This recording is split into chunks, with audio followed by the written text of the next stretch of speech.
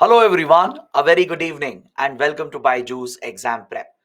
Welcome to another class on internal security. As you know, today is the 10th class and we have a couple of topics left in our syllabus. So today we shall start with border security and border management. It's an important topic, but it's a small topic. So we will cover this topic today and we will start with security forces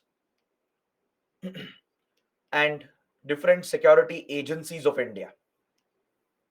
This will be the last topic. So we'll try to cover as much as possible today.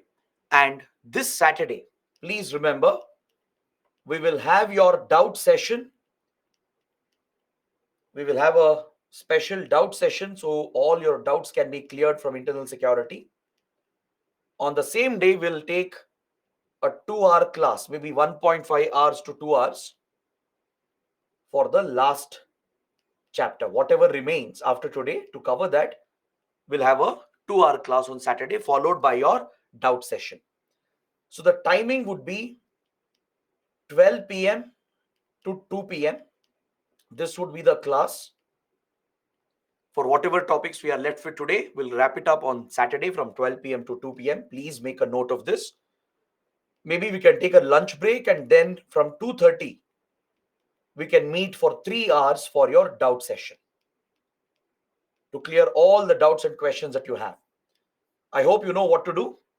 You have to send all your doubts before to IAS Live. You have to send all your doubts with the subject name in the title. We'll pick only those questions which you have asked on mail.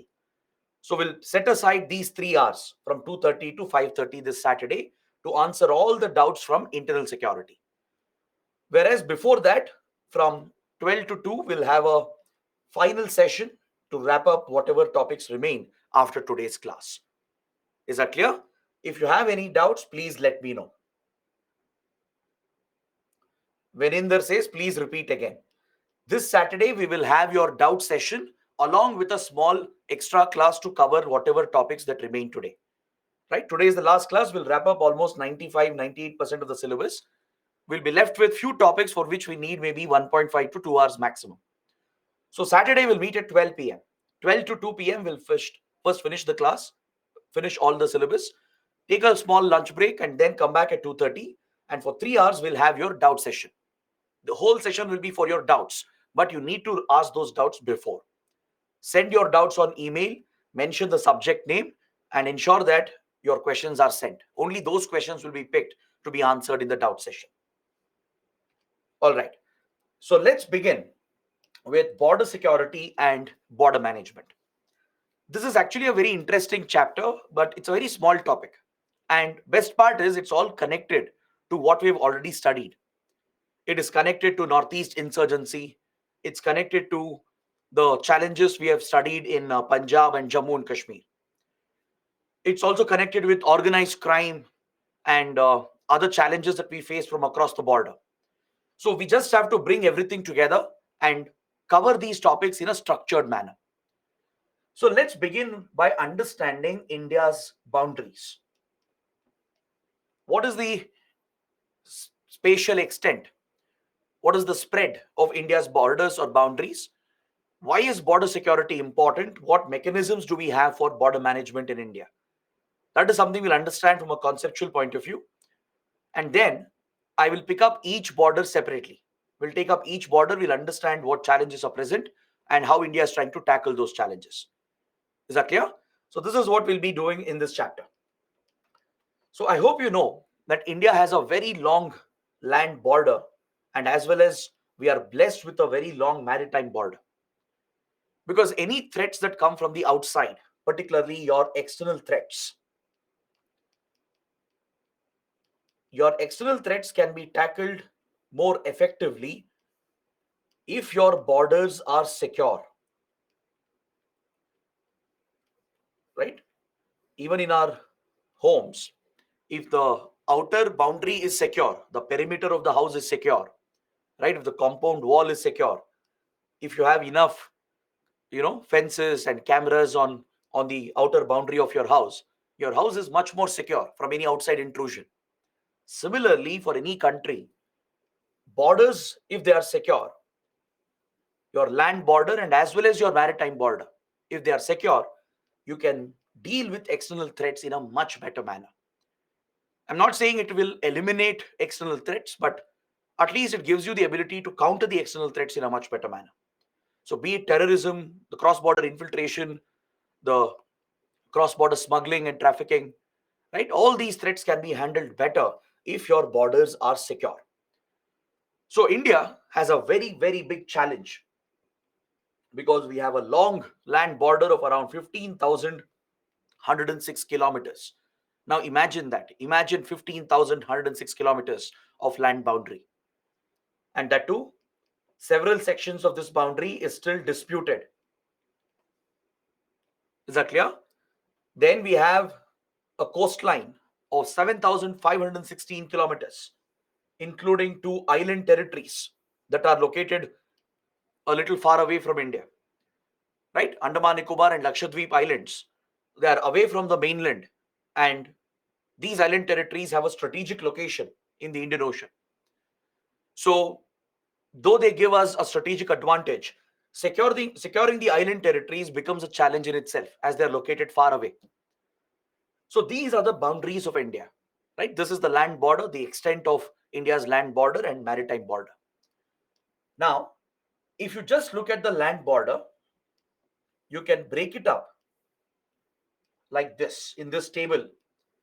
I have given the split up.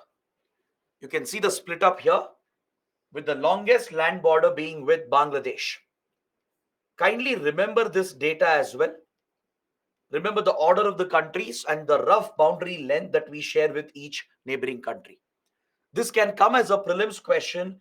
It can be a map-based question for your prelims. UPSC is known to ask such questions. All right. So Bangladesh shares the longest land boundary of India, 4,096 odd kilometers. Then comes China with around 3,488 kilometers, followed by Pakistan, Nepal, Myanmar, Bhutan, and yes, with Afghanistan as well. This is the extent of our land boundary. Now, please look at the map. You'll get a fair idea as to what is the territorial extent. So here we share a long boundary with Pakistan, a very complex boundary as well. Then we share a small border over here with Afghanistan, a very small border of around 96 to 106 kilometers. See, this border does not exist in reality. On the ground, this boundary does not exist between India and Afghanistan. But since we claim the whole state of Jammu and Kashmir as it existed in 1947, and as Pakistan has illegally occupied these territories, it's important to show that India still has this boundary with Afghanistan, or else it will weaken our claims on J&K. So that's why in all our official claims, in our official maps, we always show the whole state of J&K, including the small boundary with Afghanistan, which would connect us with the strategic Wakhan corridor. If we had this boundary with Afghanistan, if Pakistan hadn't occupied these parts of Kashmir and Gilgit-Baltistan, then India would have had a direct link to Wakhan corridor of Afghanistan. Because from the Wakhan corridor, which is a narrow land corridor, we could have connected even with Central Asian countries. But that is not possible because Pakistan has illegally occupied these territories, thus permanently blocking this access. But for official purposes, we still claim this boundary. So we will say that India has this border with Afghanistan. Then you have another disputed boundary that's with China.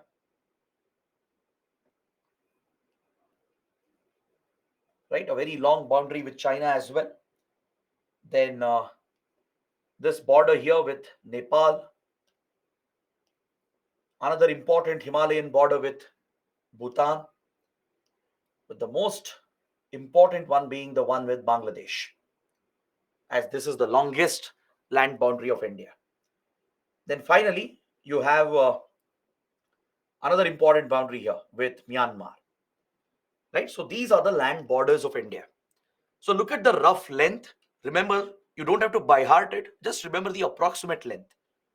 Is that clear? And remember the order of the countries. That will be easier. The order I have given in the table.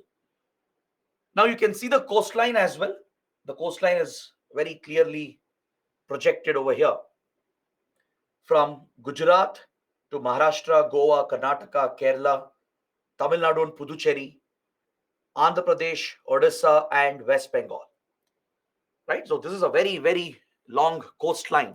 We are blessed with a coastline of 7,500 square kilometers, which covers the island territories also.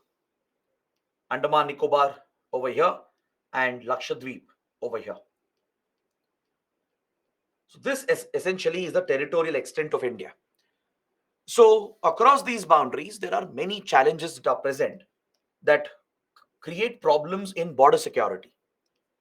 There are several challenges that we face along these borders. We have geographical challenges. The terrain that is present here, the topography itself could create many challenges. The neighboring countries, and especially if they are hostile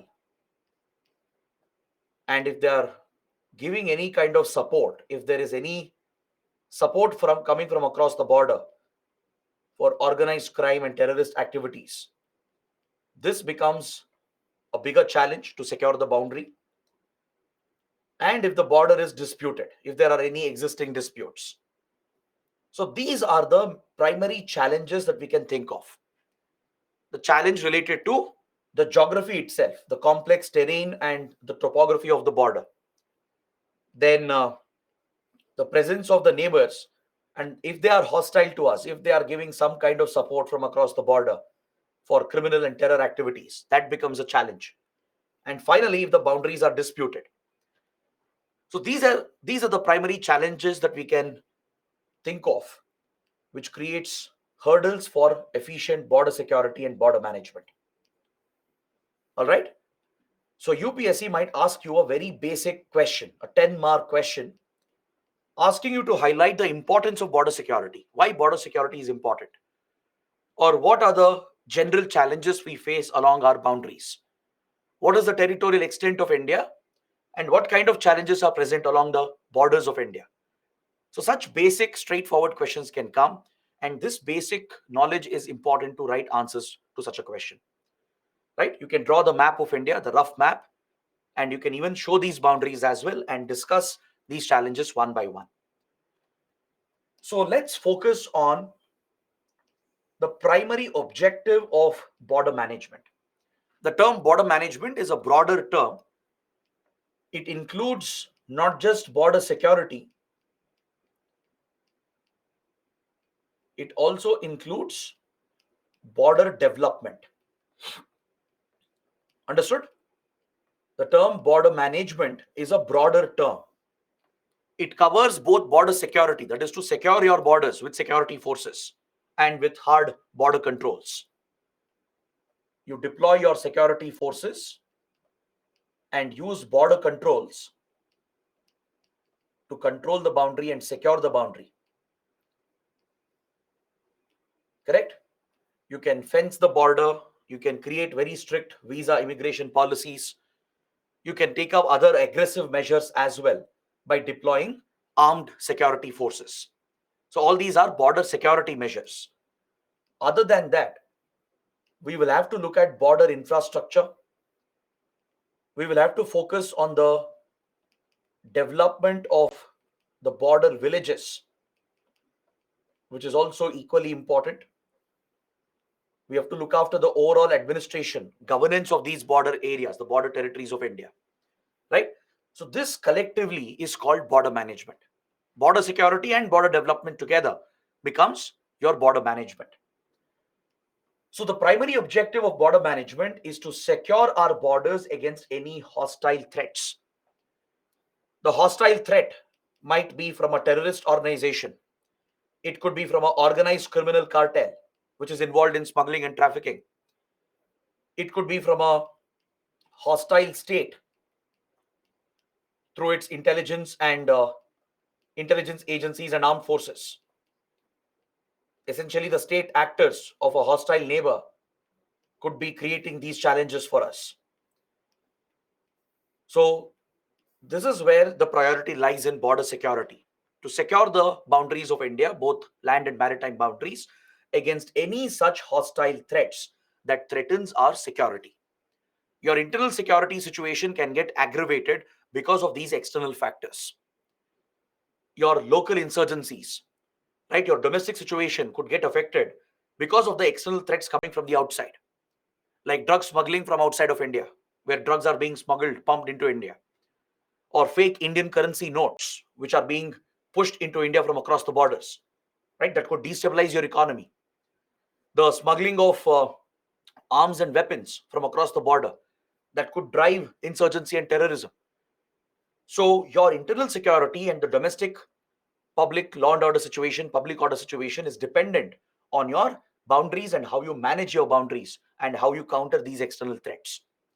So, securing the border against these hostile threats is the primary focus to deal with terrorism, organized crime, and any kind of hostile state support and activities. Next, in border management, you put in place certain systems to counter these hostile threats. That is another focus in border management. As I told you, you establish dedicated security forces which become your border guarding forces, because this is a specialization. You need specialist forces for this. So you have to raise dedicated forces to guard these boundaries. You also need special resources as well, right? From technology to weapons, maybe fencing the border, installing floodlights along the border, and using various technological methods to check infiltration, to check any illegal cross border movement, and also to curb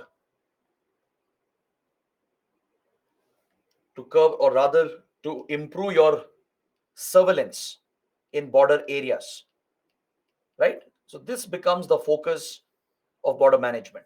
You take these appropriate measures by deploying the right technology, by employing the right tools, by procuring the right arms and weapons, right? You employ these strategies to secure these boundaries, to counter these hostile threats, along with raising dedicated border guarding forces. And finally, another prime objective of border management is to facilitate the legitimate legal cross border movement.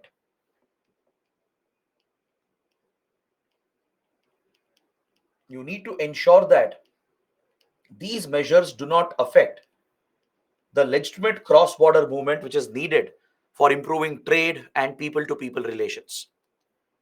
Right? You need to facilitate your border trade. Cross border trade becomes very, very important. It will boost the local economy of the border villages. It will create livelihood opportunities for people in the border areas. It will also help in improving people to people relations. It will promote cultural ties with our neighboring countries. It will help the communities in the border areas to maintain their cultural familial ties with people on the other side of the border. You need to facilitate the movement of goods and maybe vehicles as well. So this also becomes a part of border management. Facilitating the legitimate cross-boundary trade, commerce, and interaction between people also becomes a focus of border management. Understood? So these are the priorities as far as border management is concerned, as far as border security and development is concerned. So this is a very challenging part of governance. Border security, border management is not easy, right? These are remote areas. As I told you, the geography might be very difficult and complicated, right? The terrain topography could be very challenging. You'll have rivers, wetlands, you'll have mountains and dense forested areas. You might have deserts. So it's not easy to, deploy security forces or man these boundaries and improve patrolling and surveillance. The climate, the weather conditions here could also create a very big challenge, right? So geography itself becomes a major threat. It becomes a very big challenge that needs to be overcome. Next is about connectivity. Without having good connectivity to the border areas, how will you deploy troops? How will you secure these areas? How will you carry out patrolling, right? And how will you provide development to the border villages without good roads, railway links, etc.? Right? You need to provide basic services as well, like electricity, water, create jobs and livelihoods. So all these requires a lot of effort, and it requires a lot of coordination between different arms of the government, different organs of the government of India, along with state and district authorities, have to coordinate and work together to achieve this objective. All right. So, which is the nodal ministry for border management in India? Which is the nodal ministry in India? Some are saying Defense Ministry, External Affairs Ministry, but most are saying Home Ministry. Very good. See, border management is an internal security issue. It deals with the internal security of the country. You're upholding your internal security by countering your external threats through border management. So it's an internal security issue. So obviously, it's the MHA, the Ministry of Home Affairs. MHA is your nodal ministry. Please remember this. Is that clear? So MHA will have to look after border management of the country, including border security and border development. And to achieve these objectives, it will have to coordinate with various other stakeholders. It will have to work closely with Ministry of External Affairs, as it involves an element of foreign relations with our neighbors. It will have to work closely with all the security agencies of India, including the Ministry of Defense and the armed forces as well. Right? So that coordination is necessary between different ministries and organs of the government. It will have to coordinate with intelligence agencies like IB and RAW, and with several other legal, regulatory, and economic agencies of the country, along with state governments, the concerned border states, and as well as with the border districts. So this coordination has to be achieved. There should be vertical coordination within the central government between different ministries and organs of the center, including armed forces, security forces, and intelligence agencies. There should be horizontal coordination as well, from center to states to districts, right? So this is the task of the MHA. This complex challenge has to be handled by the Ministry of Home Affairs. So to look after border management, there is a dedicated department which has been constituted under MHA called the Department of Border Management. If you guys have visited MHA's website, as I had asked you to do, you would have noticed that there is a separate department that deals exclusively with border management in the country. So under the department, there are two dedicated divisions. You have Border Management Division 1, Border Management Division 2, which look after separate tasks that deal with border management. So it's this department that looks after all the aspects, from border security, deploying the border guarding forces, deploying the right technology and infrastructure, including development of these border areas. All these aspects of border management is handled by the Department of Border Management. So there are two separate divisions, Division 1 and Division 2. And your Division 1 looks after management of international borders of India, which includes handling the border guarding forces, looking after their deployment, taking care of patrolling, border surveillance, all the security aspects of it, along with the border security measures that need to be taken. Is that clear? These tasks related to our international borders is handled entirely by Division 1. So it looks after the deployment of the forces, the patrolling, surveillance that is needed, and the specific security measures that are needed, like what kind of technology can be used, what resources have to be deployed to improve our border security. All these aspects of border security along the international borders is that clear? Then comes Division 2, which deals with the administrative part, the development part, and the coordination part of it. So, all matters related to administration, the administrative issues related to border management, all aspects of coordination with concerned stakeholders, from foreign ministry to defense ministry to armed forces, state governments, district authorities, the whole coordination mechanism, along with few development programs. Is that clear? Development programs, implementing few development welfare programs, and even looking after checkposts, the checkposts to regulate border trade and cross-border movement. All these aspects are handled by Division 2.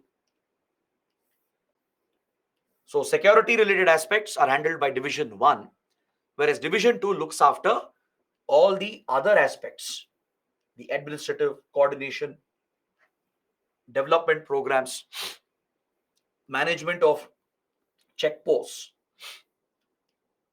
managing the land ports of India through the Land Ports Authority. Just like you have airports managed by Airports Authority of India, right? We have seaports in the country. These are the ports of entry, the points of entry into the country. So similarly, your land ports, they play a critical role. They are the ports of entry or the points of entry located on your land boundaries. So this is where border trade, cross-border movement is legally allowed, legitimately allowed. So managing these checkpost facilities, handling these land port points is also a primary task of Division 2. So this is how the roles are divided, the tasks are organized within the Home Ministry. All right. So this basic knowledge is very important before we look at the next part of the discussion. So now that you know what are the challenges and priorities and what's the structure we have, let's focus on each individual border and understand how we are securing and managing these borders. Now we are moving to the next part of the discussion. So to secure these borders that we have a dedicated policy called One Border, One Force policy. The One Border, One Force policy of India, which was adopted after the Kargil War. See, Kargil conflict was a disaster for India. Even though we won the conflict, pushed out the Pakistani intruders, it was a disaster because it was a colossal intelligence failure, a massive security failure on part of the Indian armed forces and intelligence agencies, and as well as the Indian government. So as a result, to fix the issues in our security apparatus, the then Vajpayee government constituted few important committees to thoroughly review our security architecture, both external and internal, including border security. Important committees were set up, such as the Kargil Review Committee, the KRC. Kargil Review Committee was established to conduct a thorough review of our national security and internal security, to identify any gaps and weaknesses in our security architecture and suggest reforms to our intelligence agencies, our security forces, and armed forces. This important committee was headed by Dr. K. Subramaniam. He was one of India's leading strategic thinkers. He was an IAS officer who had enough experience in handling strategic issues. And he was none other than the father of your current foreign minister, Dr. S. Jaishankar. So Jaishankar's father was Dr. K. Subramaniam. So under his chairmanship, the Kargil Review Committee was constituted by the Vajpayee government to thoroughly review India's security architecture and suggest reforms. So this committee, the Subramaniam Committee or the Kargil Review Committee, suggested several important reforms, and many of them have been implemented. Over the last 20 odd years, most of the reforms suggested by the committee have been implemented. Another important commission or a kind of committee or a group that was set up was the Group of Ministers, or GOM. A group of ministers was also set up by Prime Minister Vajpayee to look after the security gaps, to address the failures that had happened that led to the Kargil conflict. This GOM was headed by then Deputy PM Lal Krishn Advani. Under LK Advani's chairmanship, a group of ministers had been constituted to thoroughly review India's security preparedness, to identify the flaws and weaknesses in our security architecture which had led to the Kargil intrusion. So these are very important commissions or groups, and they have given important recommendations. They have approved several important reforms. The government has implemented several reforms as well. Another important commission that has dealt with India's security has to be the Naresh Chandra Task Force, set up by the Manmohan Singh government. Naresh Chandra was the Cabinet Secretary of India, the highest ranking bureaucrat in the country.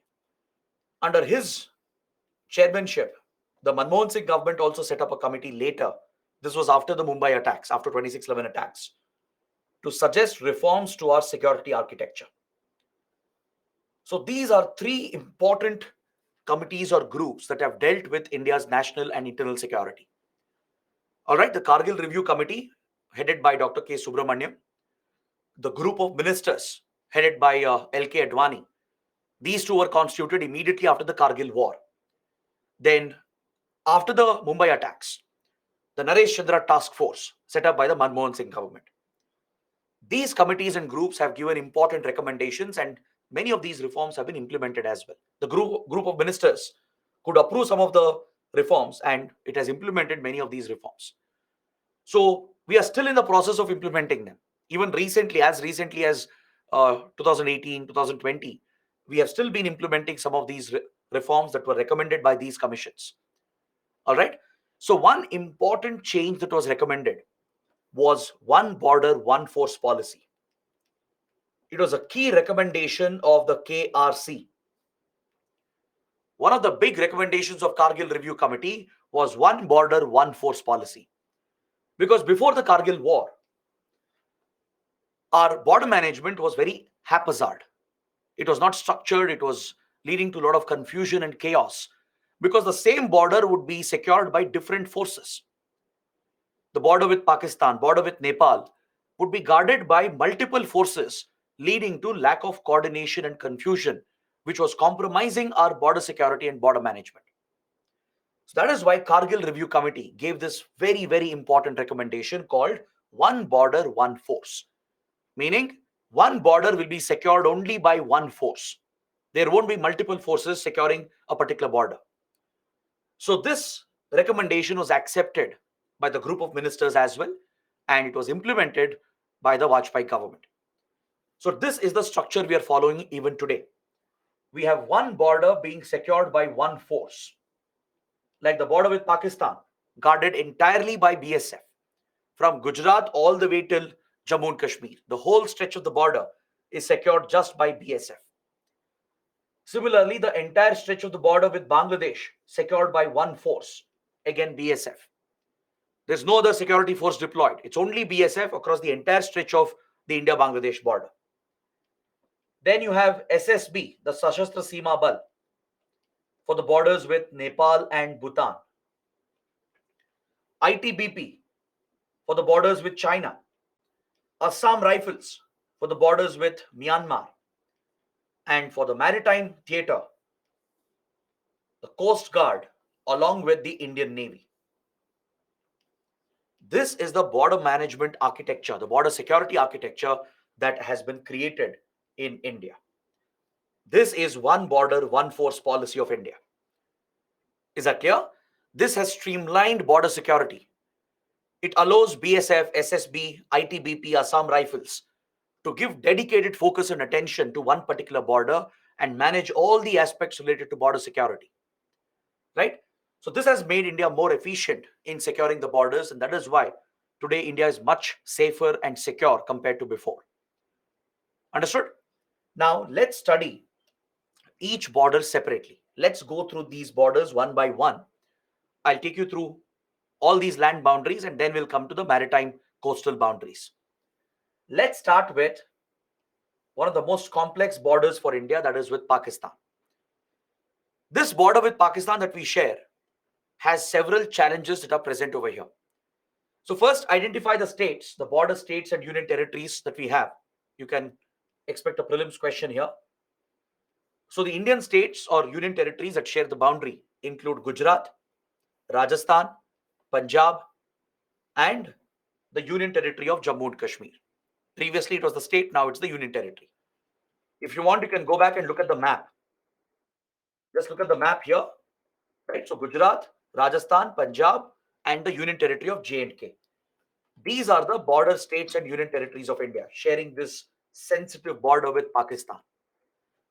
Now, there are many threats that we face from across this border, right? We have studied this as well under Khalistan movement, under J&K terrorism.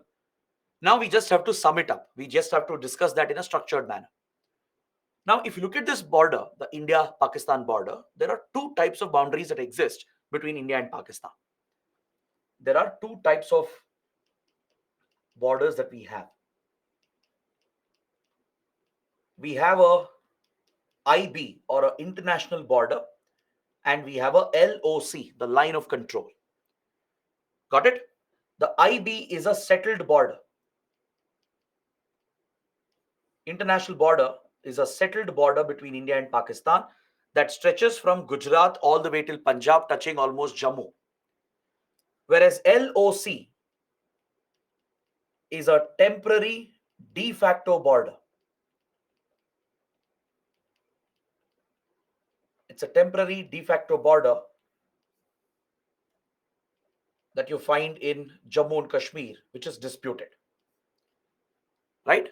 So as the Kashmir dispute continues, it remains a temporary de facto border.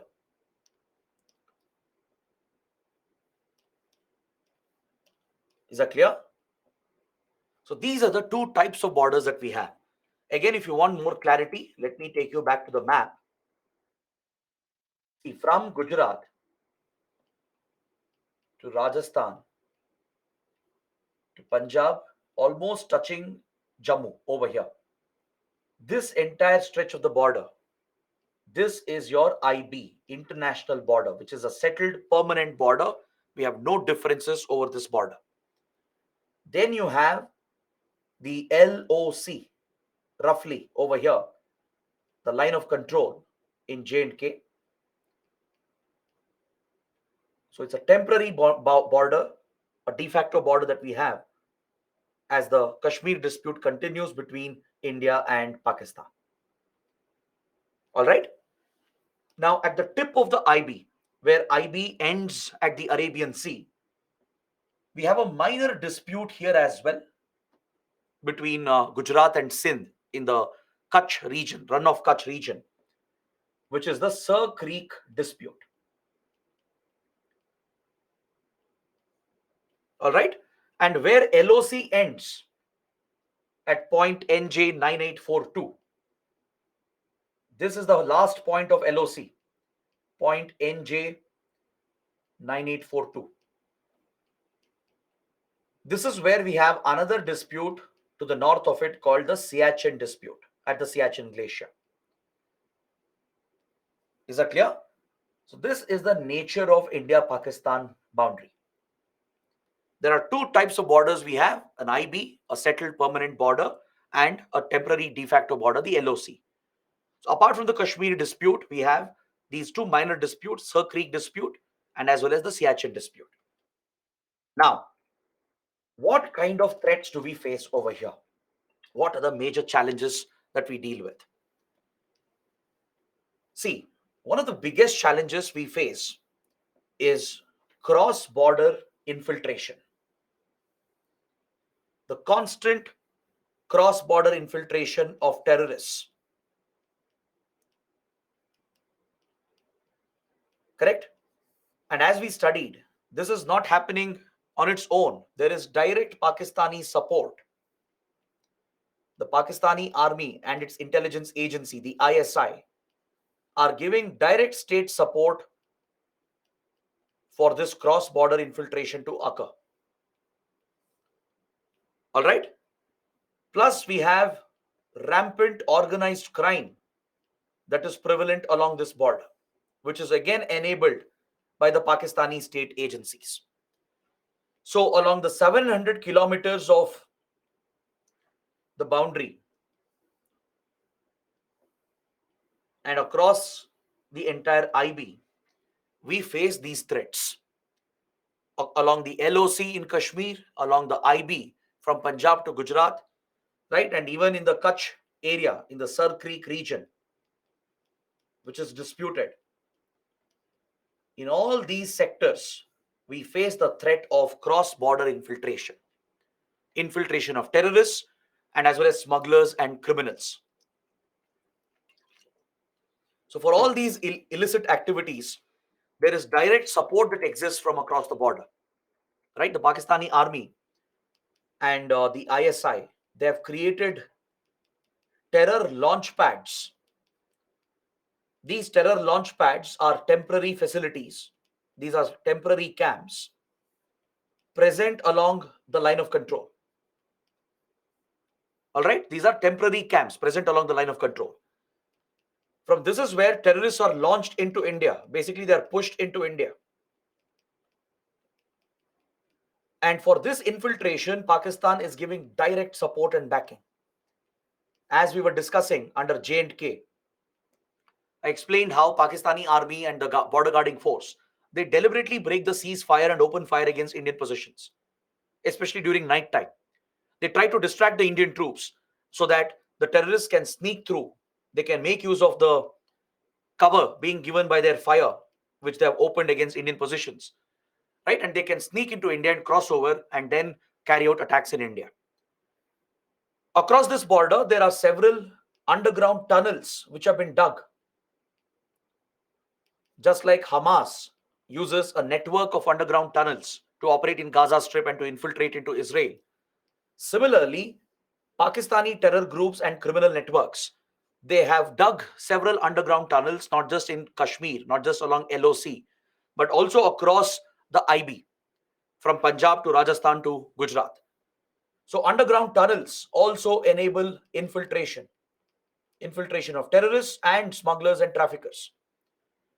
So there is a easy flow of drugs, weapons, even funds, along with the movement of terrorists and your organized criminals, the smugglers and traffickers. They are being easily pushed across the border into India with direct Pakistani state support. There is hostile support coming from our hostile neighbor.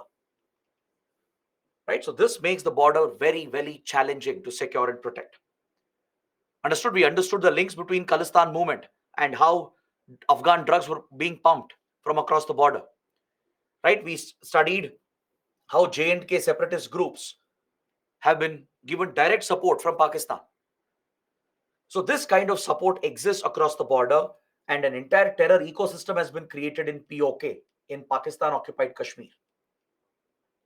There is a terror ecosystem available here in POK, along with similar facilities in Khyber Pakhtunkhwa and along the Afghanistan-Pakistan border. So all the threats present here spills over into India from across the border, and Pakistan is directly giving a push to this. Understood? So how do we secure this boundary? What measures do we take?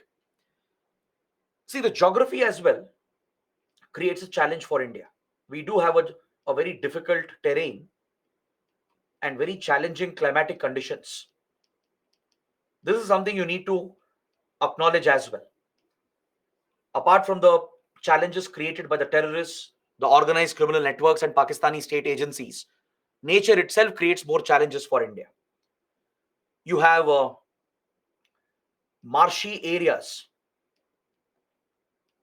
in Gujarat towards the run of Kutch. Between Gujarat and Sindh of Pakistan, there's a marshy area which is always flooded with water. It's a wetland ecosystem. It's very difficult to guard and secure a marshy area. How will you patrol? How will you move around in such a marshy wetland? Then if once you come towards the other part of Gujarat and Rajasthan, right, you come across arid desert conditions from Gujarat to Rajasthan. This creates a challenge of its own. Then you come towards Punjab, you have urban and rural areas with heavy population, with densely populated areas right next to the border. Correct? If you've ever been to the border areas in Punjab, you would have noticed that there are cities, towns right on the border. There are villages present right along the border. It's not some remote, faraway area. So these are populated areas. So naturally, securing such boundaries become difficult and challenging. Then once you move towards J&K, the terrain changes completely. You have to deal with the mighty Himalayan mountains, right? Along with the steep slopes, the forests, the rivers, and the snowfall, and the cold, frigid conditions that comes with J&K. Now, looking at the geography, the climatic conditions, you can easily say that this is a very, very difficult, challenging border to secure. Right? We have a standing active dispute with Pakistan over Kashmir. We have the Sir Creek dispute and Siachen dispute as well, which adds to the challenge and problems. So what India has done is that as part of border management, we have dedicated the BSF as the primary border guarding force under one border, one force policy. We have taken several proactive measures to secure this border, including fencing of this entire border and floodlighting the whole border. You might have seen few satellite images of India-Pakistan border. You can see the exact line, especially the picture is taken during night. You can see the entire line of India-Pakistan border because it is floodlit. We have installed lights along with fencing the border. This provides physical security, right? It helps in better surveillance, better patrolling, and checking all the threats and countering infiltration. Along with these basic physical measures, the BSF has deployed some of the latest advanced technologies for improved surveillance along this boundary. From CCTV cameras to thermal scanners and motion detectors.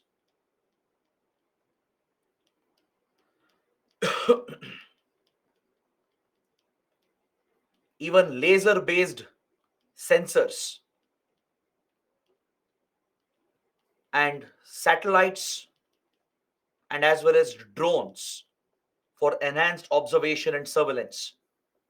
All such high-end technologies have been deployed to secure this critical border of India. Right? Most of the fenced border is installed with CCTV cameras to provide round-the-clock surveillance. There are thermal scanners and motion detectors and laser sensors as well to detect any movement. We also use underground scanners. There is a radar technology available through which you can detect any presence of underground tunnels which the terrorists or infiltrators are using. We also make use of Earth observation satellites and drones for constant surveillance along the sensitive border area. Now, the latest emerging threat that we are facing from across the border is that drones are being actively used by Pakistan, by the terror groups and by the criminals as well. And they are easily sending money, drugs, and weapons across the border into India, especially the small micro drones, the nano drones. They are available off the shelf, right? They are used mainly for recreational purposes as a toy, or even for other professional photography, etc. Such basic commercially available drones can be rigged to carry such contraband material. Contraband is basically illegal material across the border into India. So this is basically facilitating illicit trafficking into India. And this has become a major challenge for us. The usage of drones by Pakistan's ISI, the terror groups and the criminal cartels, has become a very big challenge in Punjab, in Rajasthan as well. We have seen attempts being made, and in Jammu and Kashmir, where multiple drones cross over frequently and they drop these consignments of money, drugs, and weapons into India. Drones are also being used for carrying out terror attacks. I'm not talking about advanced military drones. I'm talking about basic drones that are available commercially, right? Commercially available drones can be rigged to carry explosives and carry out a suicide mission, a kamikaze attack to strike at targets. We have seen one such attack at an Indian Air Force base in Jammu and Kashmir just a couple of years ago. From across the LOC, armed drone crossed over, right? Couple of drones crossed over and they struck an Indian Air Force base in J&K, causing a terror attack. We have seen many examples around the world. Look at the Russia-Ukraine conflict. You see how basic drones, commercially available drones, are being rigged with explosives to carry out these coordinated strikes, right? And drones can operate together like a swarm. Drones can be programmed to operate like a swarm to overwhelm your air defense. So we are dealing with this very real threat where simple basic drones can be used, hundreds of them can be used simultaneously to mount a coordinated swarm strike, which could overwhelm our defenses. So tackling drones has become a challenge for the BSF, and it is gearing up and procuring advanced technology to counter drones as well. All right. So BSF is using several anti-drone systems and anti-drone technology. From shooting them down to intercepting their satellite link, right? There will be a GPS link to navigate the drones. If you intercept and manipulate this function, the drones can be disabled. Or you can disable the radio connection, the radio control, which the controllers are using to operate the drones remotely, right? So electronic interception is being employed to disrupt the navigation, the GPS satellite navigation, and also to interfere with the radio remote control, along with shooting down the drones and other technologies that are available in the market. There are techniques available through which drones can be caught or drones can be physically destroyed. There are both kinetic options and passive options.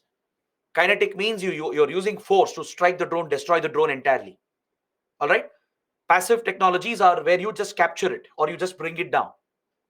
So both kinetic and passive options are being employed by the BSF to destroy the drones and also to capture them in order to deal with the threat. Is that clear? In fact, there are several Indian tech startups and defense startups that are working on the technology as well. You might have seen during the recent G20 summit, anti-drone technologies were deployed all across Delhi to secure Delhi's airspace from any drone attacks. These are indigenous technologies today. They can scan the airspace, look out for these small micro drones, and not only track their movement, but even interfere with their GPS navigation and their radio communication. That itself will passively disable the drone and bring it down. Or if that fails, you can always use the kinetic option, the kill option, where you destroy the drone physically and bring it down. So these methods are also being actively deployed along the border. It's a priority right now for India, given that drones have become a major threat from Pakistan, right? From smuggling drugs and weapons to bringing funds to terrorists. Drones are performing all these tasks. And today, trafficking has become so simple. You don't have to rely on an organized criminal cartel. You don't have to rely on human traffickers anymore. Using basic drones, you can easily smuggle all this illicit material, causing these security challenges for us. So these are the broad measures that we have taken to secure and safeguard this important border with Pakistan. Is that clear? Now let's talk about the next important border, that's with Bangladesh. The border with Bangladesh. This is the longest land boundary, as we understood. It is shared with states such as West Bengal, Assam, Meghalaya, Tripura, and Mizoram. These are the states, the border states, sharing this long land border with Bangladesh. And if you look at the terrain, the geography, again, it's very, very challenging. It's a very complex terrain that we share with Bangladesh. There are few plain areas, for example, towards Bangladesh and Tripura as well. There are riverine belts. We share 54 transboundary rivers. Now imagine the riverine network that will be present along the boundary. From Ganga, the Teesta, Brahmaputra, Barak and Feni, right? We have multiple rivers cutting across India-Bangladesh border, a total of 54 transboundary rivers. You have hilly mountainous areas and densely forested jungles as well. Towards Assam, Meghalaya, then Tripura and Mizoram, right? You have mountainous territory and dense forests and jungles, which create these natural gaps in the border. There are natural gaps in the border which are very difficult to secure. It's very hard to fence them or guard them or even to patrol those areas. And as a result, the border becomes highly porous in nature. What do you mean by porous border? It means there are many gaps in the border. The terrain itself, the topography is so complex that it creates these natural gaps, which is very tough to secure. And as a result, it's a very porous border. There are many areas which are densely populated. For example, in West Bengal, there are border villages present right along the India-Bangladesh boundary line. So these are densely populated villages where cultivation is also taken up, and there are farm fields located right next to the boundary line. You have the boundary line, and right next to that, farmers are cultivating, and border villages are present. So this creates a challenge in itself, right? Towards the northeast, the territory is so complex, filled with mountains, forests, etc. Right? It becomes very, very difficult to secure and guard this boundary. So from across this border, we have faced many, many threats, as we have studied in previous chapters. Right? In Northeast insurgency, we thoroughly understood the threats we have faced from Bangladesh. From illegal migration, which directly contributed to insurgency in Assam and Tripura, to rampant organized crime, where you find easy smuggling of drugs and weapons. There is human trafficking and wildlife trafficking as well. And this is a preferred route for pumping fake currency notes into India. Pakistan's ISI prints FICNs, fake Indian currency notes, to destabilize the Indian economy and to finance terrorism. These fake currency notes are smuggled into India. One route is through the Bangladeshi route. So this is an economic threat. It leads to economic destabilization of the country and also aids terror financing. If you've seen the web series Farzi, right, it fairly depicts the threats that we face along the borders, how the fake currency notes are smuggled into India from Nepal, from Myanmar, from Bangladesh, and also from the maritime boundaries, right? So these are major threats that we face here, along with cattle smuggling. Cattle are smuggled across, which becomes a sensitive communal issue. But the biggest threat we have faced here is the infiltration of insurgents and terrorists. The cross-border movement and infiltration of various terror and insurgent groups, which had found a safe haven in Bangladesh. Hostile Bangladeshi governments, which were pro-Pakistan, they had sheltered these terrorist and insurgent groups, giving terror sanctuary to these outfits, right? So all these major threats have been faced by India from across this border, be it insurgents like Ulfa, NSCN, NDFB, the Mizo National Front at one point when this was still East Pakistan. Then other groups like Huji, Lashkar-e-Toiba, all these outfits, they have misused this boundary to easily cross over and carry out terrorism against India. So this is again one of the most challenging borders. It's critical for the security and stability of the nation, especially in the northeast region. To tackle northeast insurgency, securing this boundary is absolutely crucial.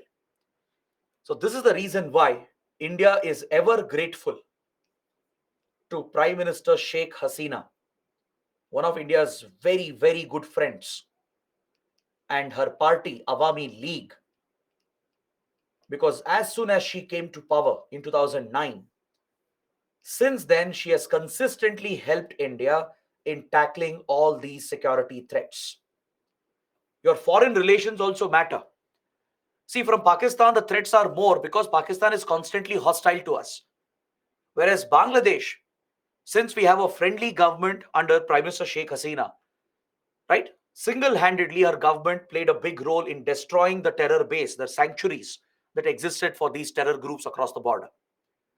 All these insurgent terror groups, they were decimated, right? Their access to funds and drugs and weapons were cut off, and their camps were destroyed as well. And all the top terrorists were handed over to India. Without that Bangladeshi support in the last 13, 14 years, we couldn't have stabilized Northeast India. We couldn't have tackled Northeast insurgency. So foreign relations with the neighboring country also plays a role in border security.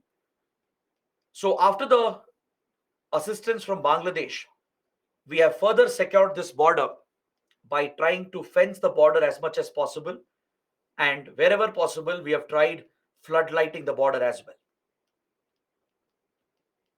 But the whole border can't be fenced and floodlit. Unlike the Pakistan border, right? Border with Pakistan is almost entirely fenced, right until LOC. The whole IB is entirely fenced and floodlit. But here it's not so easy because of the complex geography and terrain. Only a part of it, in some parts, like in Bangladesh, some parts of Assam, Meghalaya, fencing has been done and floodlights also have been installed. Along with that, all the high-tech surveillance equipment that I was mentioning earlier. CCTV cameras, satellites, drones, right? Thermal and laser-based sensors and motion detectors, which can help in checking infiltration. All these tools are being deployed with enhanced patrolling by the BSF. The Border Security Force, again, is responsible for this critical boundary. So this is our one border, one force policy. One entire border is being looked after by one single force. Next, we have another important boundary. That's with Nepal, the India-Nepal boundary. This is another interesting border of India because India and Nepal have been very close friends. We share historical cultural ties. So to maintain the friendly relations and the cultural and close economic relations, we have decided to keep this as an open border. This is the only open border of India established under the 1950 Treaty of Peace and Friendship. It's an open border, meaning there are no hard border controls. You can't fence the border. You can't deploy aggressive security forces and open fire. Right? You can't disrupt the freedom of movement. So the states that share this boundary include Uttarakhand, UP, Bihar, West Bengal, and Sikkim. So here as well, the terrain, the geography is very complex, creating many natural gaps, which makes the border highly porous. Along with it being an open border with no border controls and relaxed immigration policy, the terrain is also challenging, creating even more problems for border security. Is that clear? So basically, you have free movement along this border. There is free movement of goods, free movement of people, and free movement of vehicles. So how do you secure such a border where there are no border controls and the terrain, the geography is complicated. From riverine networks to wetlands to dense forests and mountains, right? All sorts of terrain is present here. You look at the Uttarakhand-Nepal border. Here you find the Himalayan mountains, right? It's a mountainous territory. Plus, we have a standing dispute as well, the Kala Pani dispute. The Kala Pani dispute is along this boundary between Uttarakhand and Nepal, right? It's a hilly, mountainous terrain along with the Himalayan challenges. The climate, the snowfall, they create unique challenges. Towards UP and Bihar, you have the plains, the Terai belt. The Terai belt. So here we have cross-cultural connection between Madhes community, the Madhesis form a direct link between the families on both sides of the border. Along the plains, you have forests and wetlands and rivers, creating a unique challenge for India. Correct? If you look at the borders with UP and Nepal, there are dense forests present. There are many wetlands and rivers present here, right? The Ganga river system, Ganga and its tributaries which flow down, they cause several wetlands as well, along with the riverine network, which becomes challenging to guard and manage. Towards West Bengal and Sikkim, you have the strategic Siliguri corridor of India, which is sandwiched between Nepal and Bangladesh, which is a weakness, a choke point for India.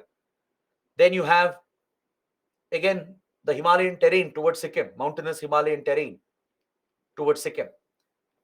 So all these create very difficult and unique challenges to safeguard this boundary. So as it is a highly porous border, there are many security threats, especially organized crime is very prevalent. We have seen that the border has been misused by drug traffickers and arms traffickers. Even human trafficking is very rampant. And fake Indian currency notes are often pumped into India via the Nepali route. They are printed in Pakistan, brought to Nepal, and then pushed into India. So all such criminal activities are present, along with several illegal gun factories. Illegal gun factories are present that produce these local country guns. Many criminals, terrorists, they procure these basic weapons and carry out major attacks against India. Naxals, for example, as I was mentioning, Naxals, they often procure these country guns from the local gun factories present near the border area. So organized, you have direct support existing for terror groups also across the border, where Pakistan especially had played a role in using Nepal as a base for its covert war against India. Right? We studied this while discussing Indian Mujahideen. How Indian Mujahideen terrorists were sneaked from India. They were sneaked out of India into Nepal through this open border and then secretly sent to West Asian countries and then taken to Pakistan for further training and radicalization. The idea was to avoid detection by Indian agencies. And after radicalizing them and further giving them training, they would be pushed back into India through the same Nepal route. Right? Indian Mujahideen and even Lashkar-e-Toiba, they have effectively used the Nepali route to move between India and Pakistan. Is that clear? So Pakistan has conveniently used the Nepali route for pushing its covert war, its proxy war against India, raising the threat of terrorism against India. So infiltration of terrorists has been a real threat and challenge, along with persistent border dispute at Kala Pani and Susta. Even though Kala Pani Susta disputes were minor disputes, it was recently escalated between 2019 and 2021. We saw an escalation of the boundary dispute under few leaders like KP Oli. Then Nepal's Prime Minister KP Oli deliberately escalated the boundary issue at Kala Pani. Right? So even though it's a minor boundary issue, we have seen tensions coming up in the recent past, which creates more challenges with regard to border management. So the border guarding force here is the SSB, the Sashastra Seema Bal. SSB has a lot of restrictions because of the open border we have, it can't carry heavy weapons. It can't carry heavy weapons.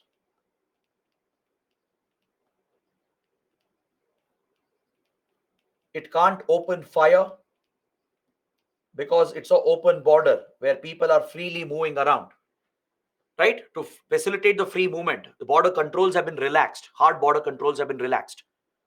Along with easy immigration norms, even the security measures have to be relaxed. That is how you provide for free movement. So this does become a challenge for SSB, but it is doing a very good job of securing this boundary today. Many of you, I'm sure, will be asking, sir, why are we having this open border then? Why don't we shut this border and close this border entirely? See, please understand, just because you have security issues, you can't affect the very foundation of India-Nepal relations. Indian governments are not foolish to keep the border open, right? There is a lot of thought behind it. It's a rational decision that subsequent governments have made because the very foundation of India-Nepal relations is the open border system.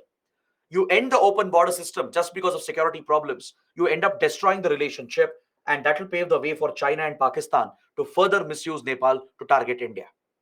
China already has significant influence in Nepal. Pakistan has constantly used Nepal to target India, right? So ending the open border system will destroy India-Nepal relations. It will affect our economic ties. It will affect our people-to-people cultural relations. Understood? Security issues can be tackled. Even though all these challenges are present, you can secure the boundary better. You can improve border surveillance, improve patrolling. Even though the restrictions are there, you can still use better technology, better patrolling and surveillance to secure the boundary. And that is exactly what SSB has been doing. Today, the threat has declined. The threat has definitely gone down. The threats were maximum in 1990s and early 2000.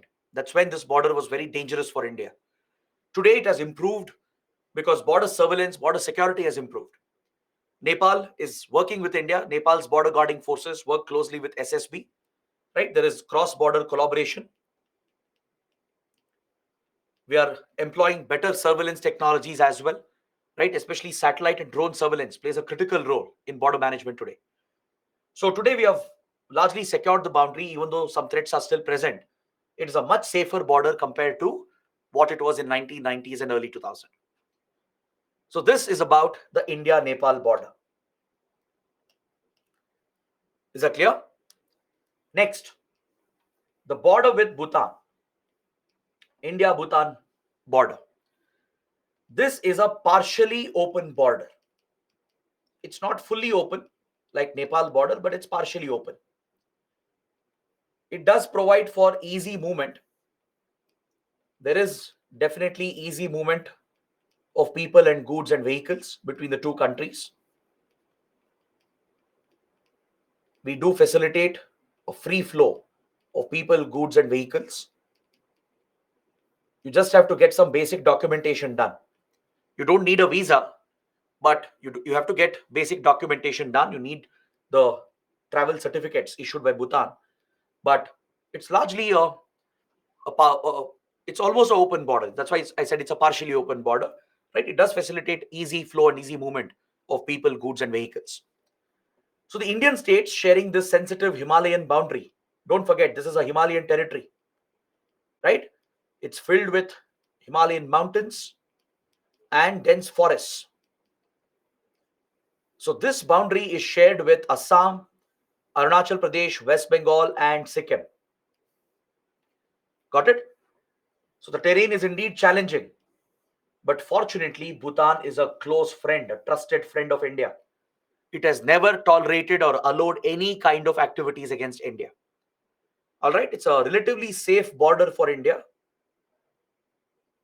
We haven't faced any major threat as such, except for one incident that happened in late 90s and early 2000.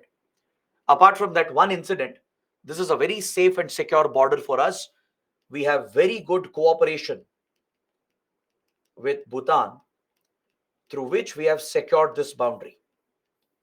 Again, it's SSB, which is the border guarding force. We have cooperated with the Bhutanese forces and we have managed to protect and secure this boundary today. The only threat we faced, only one incident we faced, was in late 1990s.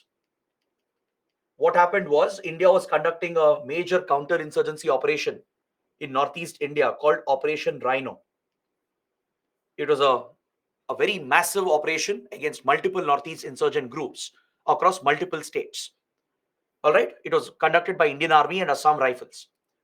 So as these insurgents came under pressure because of Operation Rhino, they couldn't run away easily into Bangladesh or Myanmar as we had sealed these areas. Many of these insurgents, they conveniently ran away into Bhutan and took shelter in Bhutan. For several months, some of these insurgent groups, ULFA, NDFB, Kamtapur Liberation Organization, and other insurgent outfits, they couldn't run away into Bangladesh or Myanmar as we had cornered them under this massive counterinsurgency operation called Operation Rhino. So they escaped into Bhutan across the border and hid in the forested mountainous areas of Bhutan. Once India detected their presence in Bhutan, we coordinated with Bhutan's forces and launched Operation All Clear. Operation All Clear was carried out from 2003 to 2004 to flush out all these insurgents who were hiding in Bhutan. So Bhutan was not supporting them or sheltering them. The moment it realized that the insurgents had taken up shelter, it coordinated with India. We shared intelligence with each other and launched a joint operation called Operation All Clear to flush out these insurgents permanently. That's the only security incident we have faced here. Other than that, there's no organized crime, no cross-border infiltration as such. But it does have a tri-junction point where India meets with China along the Bhutan-India border point. Right? This is where we have the Doklam dispute, a major land dispute between Bhutan and China, which drags India as well. India gets involved in it. Recently, in 2017, we had seen how the Doklam crisis escalated into a military standoff between India and China. So this is a tri-junction point that you need to remember. Sikkim and Bhutan and Tibet, right? They have a tri-junction point near Nathula Pass of India. So this Doklam region, the Doklam Plateau, belongs to Bhutan, but it's claimed by China. This dispute gets escalated because of China's aggressive activities. And India gets directly involved as we are bound to defend Bhutan. India has an obligation to defend Bhutan. So recently, the Doklam crisis in 2017 escalated, causing a military standoff between India and China. So this is another sensitive location along the boundary. But other than that, it's a very safe border. You don't have any major organized crime or any cross-border infiltration of terrorists and insurgents. Got it? So this is about the border with Bhutan. Next, the border with Myanmar. This I think we have already studied. Under Northeast insurgency, I made sure that we cover all these points very clearly. So let me summarize it again. Let me just discuss this in a structured manner just for a few minutes. Then we can take up the border with China. The border with Myanmar is around 1,640 kilometers approximately. And it is shared between four northeastern states: Arunachal Pradesh, Nagaland, Mizoram, and Manipur. There are two tri-junction points here, one with China towards the north and another tri-junction point in the south with Bangladesh, where our borders, the India-Myanmar border, touches the border with China and Bangladesh in the north and south, respectively. So if you look at the terrain here, the geography is again very, very challenging. It's a highly porous border due to the natural gaps that are present. Just like the Nepal and Bangladesh border, this is also a highly porous border because of dense forests, mountainous areas, remote regions with no connectivity. Right? This is what creates the challenge for us. So you need to understand that several ethnic tribal groups of Northeast India, They share cross-border connections across the border in Myanmar. Understood? They share a cross-border connection here. So some of the ethnic tribal groups in India which have carried out insurgency against India, they have easily found a support base across the border in Myanmar. Like Nagas, for example, right? There are Nagas present in Myanmar as well who support Naga insurgents. Kukis in Manipur, as we have studied, are connected to the Zo or Zomi community, and Mizos are connected with the Chins, further escalating the cross-border crisis. Right? The region is part of the Golden Triangle, which is a global hub for all kinds of illegal activities, be it drugs, weapons, human trafficking, wildlife trafficking. Everything is rampant in the Golden Triangle. So Northeast insurgents, they easily access this region from across the border. So there is very rampant organized crime taking place. Large scale trafficking, smuggling takes place into India, which is directly aiding insurgency and financing terrorism in the region. Hostile countries like China have played a role in backing some of the Northeast insurgents against India. Right? So this is where the challenge lies for India. The security challenge is very, very severe here. And along with that, we have a need to encourage border trade. We actually have a free movement regime, a free border movement regime here to encourage the border relations, which applies for 16 kilometers on both sides of the border. For 16 kilometers along this border, all the villages present here, they enjoy the benefits of the free movement regime. It basically allows for visa-free movement. It allows for visa-free movement for the purposes of local border trade and to maintain cultural familial relations on the other side. So India and Myanmar have created this arrangement to improve local border trade, to help the border economy and the border villages, and also to help the families connect with each other, to maintain their cultural people-to-people relations. The free movement regime does create its own challenges as well, right? It applies only for villages present around 16 kilometers from the boundary. But potentially the regime can be misused by insurgents and criminals as well.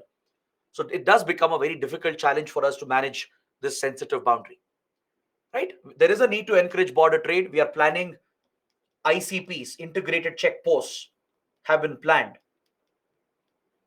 But along with focusing on development and economic activities, we are facing a challenge here with regard to securing the boundary as well. Similarly, do you know we have a ICP with Pakistan? For promoting border trade, there is an integrated check post with Pakistan. Do you know where it is located? Or what is this ICP called? Very good. Kumari has given the right answer. The Wagah Atari check post. Right? In Punjab, you have the Wagah Atari checkpoint, which is a ICP, an integrated check post, where advanced facilities are given. All concerned government authorities are present here in one single terminal to facilitate easy movement, to facilitate easy and fast movement of goods, people, and vehicles. So your custom officials, taxation officials, immigration officials, security forces and intelligence agencies, right, and all concerned government departments and agencies, they are all present in one single facility with advanced infrastructure. They will have warehouses, weighing equipment, security scanning equipment. Everything is provided so that we can quickly conduct the security checks, finish the immigration process, and allow the people and goods to move quickly between the two sides. So one such ICP exists between India, Pakistan at the Wagah Atari checkpoint. With Bangladesh, 4 ICPs are already functioning. All right, 4 integrated checkposts are functioning and few more are planned, which are going to come up in the coming years. So this is also designed to promote border trade and cultural relations at the border level. at places like Petropol in West Bengal, then at Sutarkundi, right? Davki, at all these important places in Assam, Meghalaya, and even in Tripura, there are 4 integrated checkposts present along this boundary line. So similarly, we are planning ICPs with Myanmar as well. ICPs are coming up with Nepal and Bhutan as well. Understood? Because right now we are prioritizing border trade. It will provide for border development. If you boost border trade, that is the way in which you promote your border villages and provide better development for your border villages. Right? So that has been a focus for India, and we are setting up ICPs with Nepal and Bhutan as well, and also with Myanmar. Then we also organize something called as border hearts. These are basically border fairs, trade fairs which are held. You would have noticed in villages, for example, you'll have these local fairs, right? Where all the local producers, they bring the local produce, sell that, they barter that as well. It gives a big boost to local economy. Similarly, at the border, these trade fairs are organized. These are temporary fairs, which happens maybe once a month, once a fortnight, like something like that. So it allows the local villagers, farmers to bring the local produce and sell that and even barter the local goods, which sustains the local economy and drives development in the border villages. All right. So these are the various developmental trade measures we have taken up to boost border trade. Now, coming to the border with China, one of the most sensitive borders we have.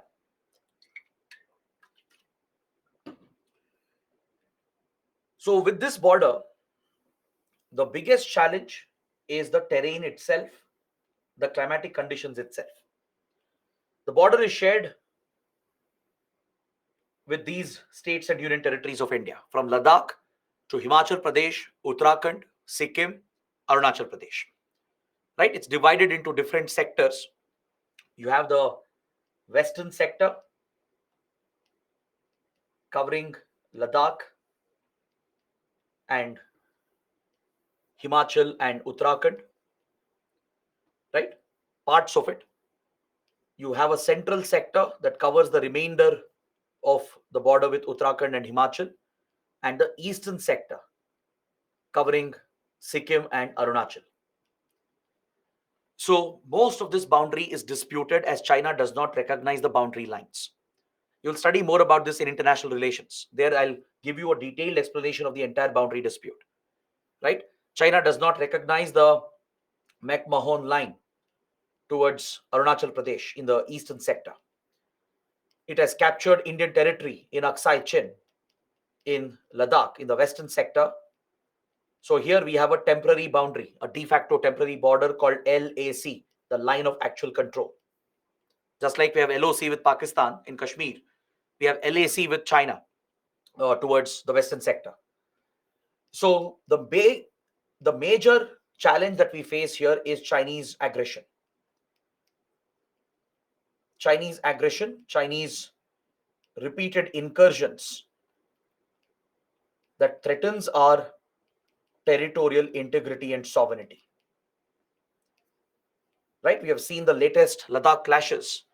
We have seen how China can get aggressive at the border, carry out these deliberate incursions to target India, try and capture Indian territory as well. Otherwise, organized crime is not too prevalent here. Organized crime or infiltration of terrorist insurgents is not a threat.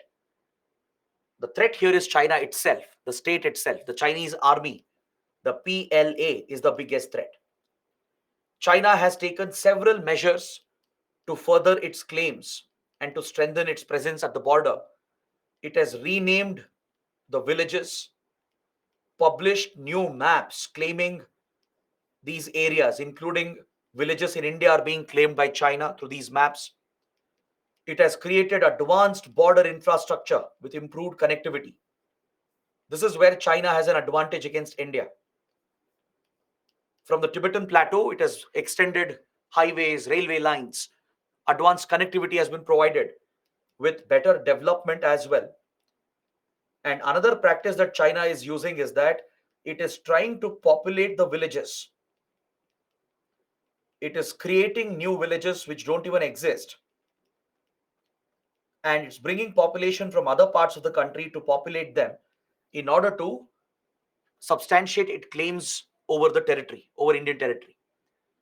In the disputed areas where we have a different perception of the border, China is setting up these new villages which are getting created, right? And population is being brought from the other side, from other parts of China. It's populating these villages, providing development as well here, claiming these areas as its territories in its new maps, renaming the names as well using Mandarin names. And this is all a planned, organized attempt to occupy more territory, annex more territory from India, right? So this is where we face a very serious security challenge. That is why India has focused on stepping up its border infrastructure as well. ITBP, Indo-Tibetan Border Police, is the designated border guarding force, and it specializes in high altitude mountain warfare. Along with Indian Army, ITBP specializes in such high altitude mountain deployment. It has special skills and equipment and resources to deal with the Himalayan conditions, and it has played a big role in securing this boundary. We have improved our border infrastructure by building strategic roads. Even we are extending railway lines, building bridges and tunnels. Is that clear? Activating some old airfields as well near the disputed boundary. So all such infrastructural measures are taken up by India to improve our access and connectivity towards the border villages, towards the forward areas with China. The ITBP is mainly deploying more troops along with the right usage of technology, from satellites to drones to aircrafts. Everything is being deployed for surveillance and patrolling in close coordination with Indian Army and Indian Air Force. Right? It's not just ITBP. It needs the backing of the Indian Armed Forces and even intelligence agencies. So there is close coordination between them to secure the boundary and to constantly monitor China's aggressive activities towards the disputed border. All right.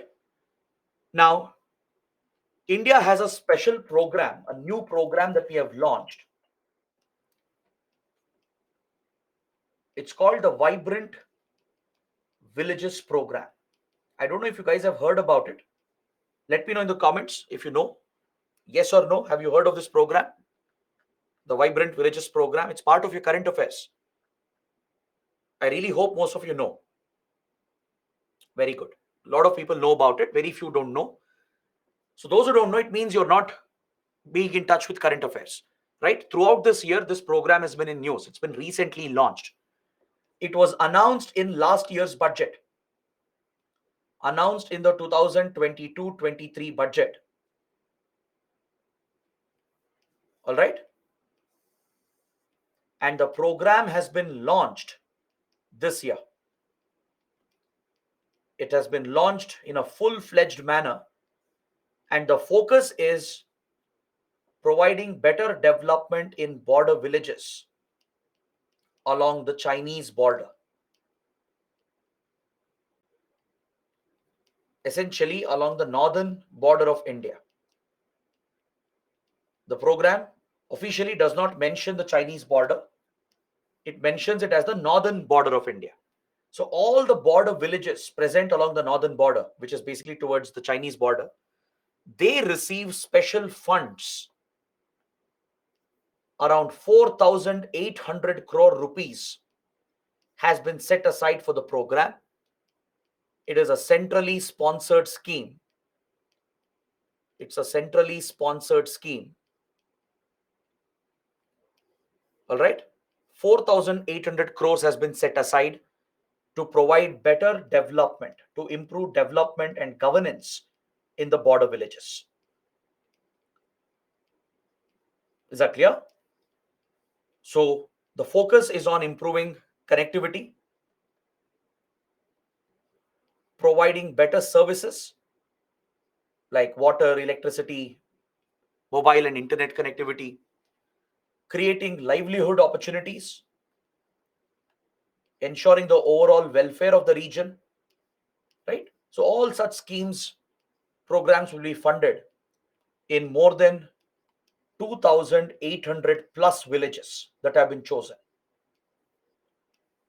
along this entire boundary from Ladakh all the way till Arunachal Pradesh, including all the border villages in Uttarakhand, Himachal Pradesh, and Sikkim, right? They are the beneficiaries of the Vibrant Villages program. This program will not overlap with other pre existing programs. It does not overlap with pre existing programs such as Border Area Development Program. This I'll explain later once we complete this chapter in few minutes. So there I'll explain what is Border Area Development Program. It's an old program which we are implementing across several borders of India. So Vibrant Villages program will not overlap with pre-existing schemes like Border Area Development Program. Now these are the basic facts. You can learn this on your own as well from any website. But why is such a program important? That is the question. What is the significance of this program? Why should we focus on border development as part of border management? Any idea? Can someone tell me in the comments? Can you briefly explain or analyze why such a program is needed? What's the purpose? Can you give a small explanation in one line?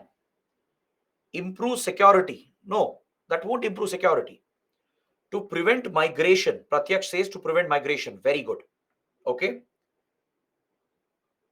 Transport arms and weapons. Claim the area. No. Avoid insurgency. Better relationship. To exalt the influence of China. Okay. Very good. Some of you have given the right answer. See, border villages, they are important for several reasons. I'll tell you why. One, it is important to keep your border villages populated. That too, if you have a disputed border. Can you understand why? If you have a disputed border, it's important to ensure that the border villages are populated enough. That's very, very important. Because tomorrow, if your population moves out, if migration is very high due to poor development, if your villages become empty, the other country might counter your claims, set up its own villages and populate the area. Setting up human habitations is one way of claiming territory. That's exactly what China is doing. Right? I told you, China is setting up these villages, creating new villages altogether, and bringing population from other parts of the country to populate them. So India has to step up its claims as well by populating the area with better development. The idea is to arrest migration. It's not that we are going to bring population from other parts of the country. We are not like China. We don't do that. If you provide better development, better facilities, you create better opportunities for growth and welfare, right? People in these border areas will remain where they are. They will not have a need to go to other cities to find jobs, to look after their basic well-being. They can stay where they are and keep the villages populated, which strengthens our claims over the disputed border. So if you create better roads and connectivity, you provide them with better electricity, internet and mobile connectivity as well. You create more livelihood and job opportunities to drive local economy. Automatically people will be happy. They'll be, socially, economically well off. They'll stay where they are, keep the villages populated, which enhances our claims over the disputed areas. It will arrest migration, right? That is one important reason.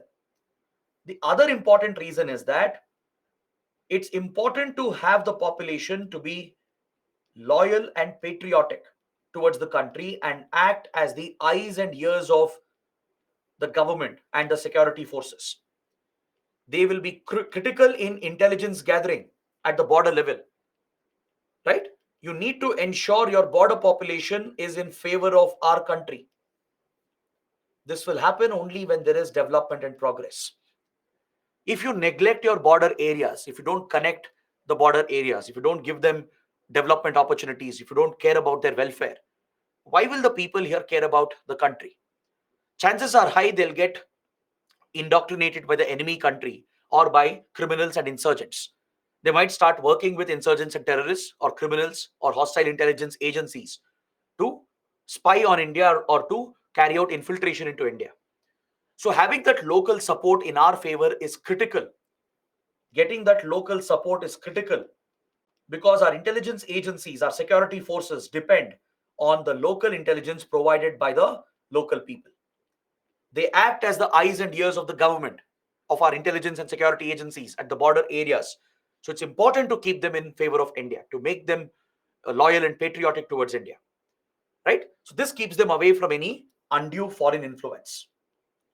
It will keep them away from any undue hostile influence.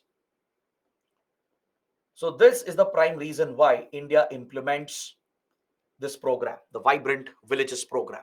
It's a new initiative. It will be implemented until 2025-26. All right. So during this period, the plan is to provide better welfare, better development in these 2,800 plus villages with dedicated funds of up to 4,800 crore rupees. It's specifically focused on the northern border, which means the focus is entirely on the Chinese border. Got it? So these are the various measures India has taken to enhance border security along the land borders of India.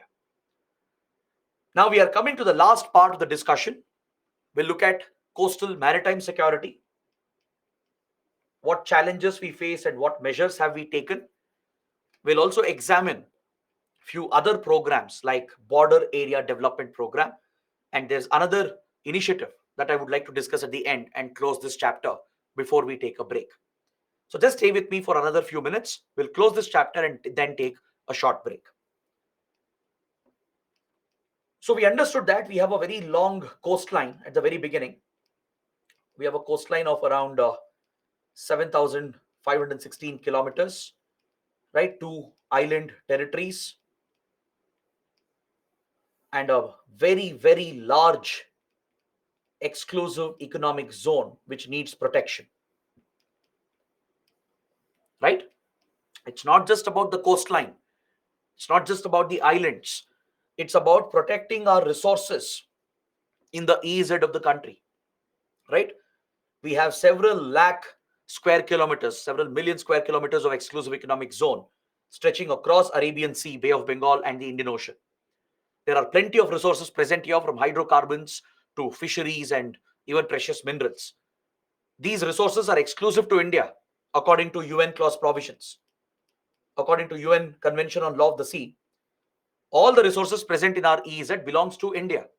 So it's important to patrol the EEZ, secure the EEZ, and carry out regular surveillance to ensure coastal and maritime security of the nation. And don't forget, we also have many offshore assets to protect. What do you mean by offshore assets? Any example? Can you give me any example for an offshore asset? Oil rigs. Abhijit says oil rigs. Very good. Anything else? Bridges, wind turbines. Very good. Offshore wind turbines. Yeah. Anything, any project which is located offshore, which is in the sea, right? Anything which is directly in the open sea, like oil rigs, right? In Arabian Sea, near coast of Mumbai, we have a oil rig. In Krishna Godavari Basin, we have oil rigs that have come up. There are offshore wind farms.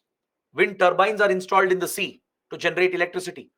So there are many such important offshore assets that need to be protected. Right along the coastline,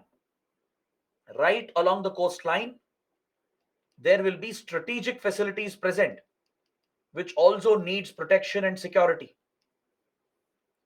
Apart from the major cities we have, like Mumbai, Chennai, Kolkata, etc., there are major naval bases of India, major ports of India, which is the lifeline of the Indian economy, right? We have important power plants, including few nuclear facilities. So all these are strategic facilities of India present on the coastline. We even have a space port at Sriharikota, right on the coastline of India, right? So there are critical assets that needs protection along the coastline and also offshore in the sea. You need to protect your offshore assets like wind farms, oil rigs, or any other facilities you have set up. So this is where India faces a big challenge. The long coastline, the island territories create challenges. The geographical challenges come up, right? It's not easy to patrol and carry out surveillance in such a long maritime boundary line. So the biggest threats we face is primarily rampant organized crime. Smuggling and trafficking is very rampant here. Drugs and arms smuggling and trafficking, especially from the Golden Crescent region, from Afghanistan, Pakistan, and even from Iran. Drugs and weapons are smuggled through Arabian Sea and Indian Ocean, and a lot of it reaches India as well, right? And there is an involvement of Pakistani criminal cartels and Pakistani intelligence agency, the ISI, as well. Many of these smuggling incidents are connected with terror groups and terror financing. So this poses the biggest threat for us, along with piracy and terrorism.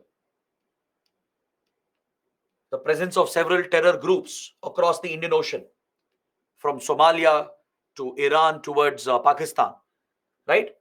We saw during Mumbai attacks how the Lashkar-e-Toiba breached our maritime coastal defense and infiltrated into Mumbai, carrying out the deadly, brutal attacks against India. It was Mumbai attacks which truly exposed our weakness in maritime and coastal security.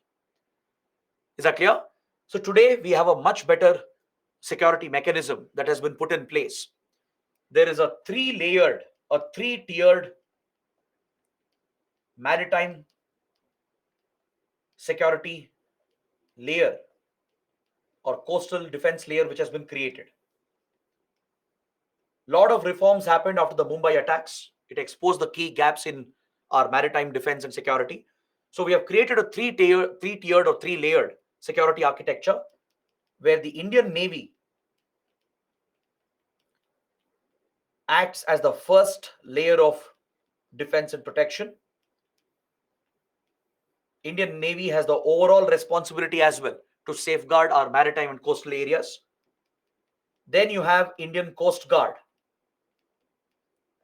playing a critical role in securing our coastline and maritime areas and our EEZ. It backs up the Indian Navy as well, acting as the second layer of defense. And finally, you have your coastal police stations at the state level. All the coastal states, right? They've set up coastal police stations with the required maritime capability, who form the third and final layer, the local layer, as far as maritime and coastal security is concerned. So this is the three-tiered architecture. First responsibility lies with the Navy. Primary responsibility is with the Indian Navy to safeguard our maritime coastal areas. Then comes Coast Guard and the coastal police, right? So this is the architecture we have created, along with enhancing our preparedness and infrastructure. Today, the Navy and Coast Guard are provided with all advanced resources and even weapons to safeguard the coastal maritime boundaries of India. They have access to satellites, advanced drones, advanced surveillance aircraft, such as the P-8I Poseidon. The P-8I Poseidon, which we have procured from the US, is one of the most advanced maritime surveillance aircrafts that can scan lakhs of square kilometers of EEZ to look out for any security threats. We have many smaller aircraft and helicopters as well in our fleet, like Dornier, the various helicopters that the Navy and the Air Force have, right? They play a critical role in maritime surveillance and patrolling. And naval ships, right? The various advanced naval vessels that are deployed, the Coast Guard vessels, they all play a critical role in securing the maritime coastal areas of the country. So apart from these designated forces, we also have a coastal surveillance radar project. It was started after the Mumbai attacks to boost our coastal defense. And all along the coastline of India, from Gujarat to West Bengal, and also in Lakshadweep and Andaman Nicobar, and even in friendly foreign countries like Maldives, Mauritius, and Seychelles. Across this territory in Indian Ocean, coastal radars have been installed by India to carry out real-time surveillance of the shipping traffic in the region. Today, India has the ability to monitor all the movement that takes place in the Indian Ocean, which helps us deal with security threats in a much more efficient manner. This is a major project of India, the Coastal Surveillance Radar Project, right? We have set up these radars not just in India, but even in countries like Maldives, Mauritius, and Seychelles. So all the radar data is integrated into a national headquarters near Delhi at Gurgaon, known as IFC-IOR, which is operated by the Indian Navy. IFC stands for Information Fusion Center for Indian Ocean region. It's one of the most important intelligence gathering initiatives that we have started, where all the coastal radars along the coastline from our island territories and from Maldives, Mauritius, and Seychelles, they feed all that data into this headquarters at Gurgaon called IFC-IOR, Information Fusion Center for Indian Ocean region. This project is so critical for security in the Indian Ocean that even foreign navies are interested, and they are deploying their liaison officers to coordinate with Indian Navy and to share intelligence. So friendly navies like US, France, Australia, Japan, UK, Russia, all these friendly countries, they have deployed their naval officers at IFC-IOR to liaise with the Indian Navy and share intelligence and coordinate with the operations in the Indian Ocean. Right? So all these measures have been taken. A three-layered maritime security layer has been created. There is a entire radar network with advanced deployment of weapons and technology, from satellites to drones to surveillance aircraft and helicopters. Right? The last point I want you guys to remember is that we even conduct several mock drills. Mock drills are conducted in coastal areas, and the local coastal communities, the fishing villages, they are trained by the Navy and Coast Guard and the coastal police to act as the eyes and ears of the security forces. Because maritime areas are so huge, you can't keep an eye everywhere. It's impossible. You need local intelligence coming from the local people.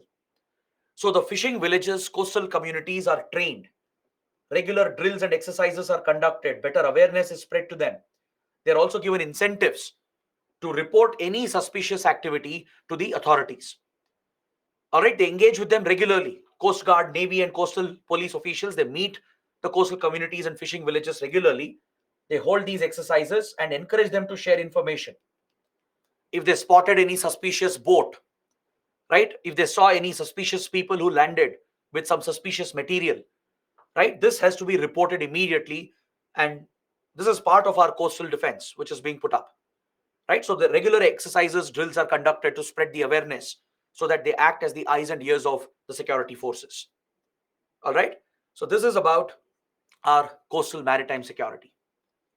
Now, coming to the last point, we have discussed ICPs. I mentioned what are ICPs, why they are important. Let's talk about BADP, Border Area Development Program. And after that, there's one more important new initiative, which I'm going to discuss. Border Area Development Program was launched in 1980s to provide better development in border villages along the Pakistani border. After repeated wars and conflicts with Pakistan, India realized it's important to keep the local people in our favor, to ensure that border villages and the people who inhabit the border villages, they should always be in favor of India. They should not only keep the villages populated, but they should be in favor of India, right? Passing on information to India. which means they have to work closely with the border guarding forces, intelligence and security agencies. So India realized that we need to take care of the welfare, the development, well-being of these border areas.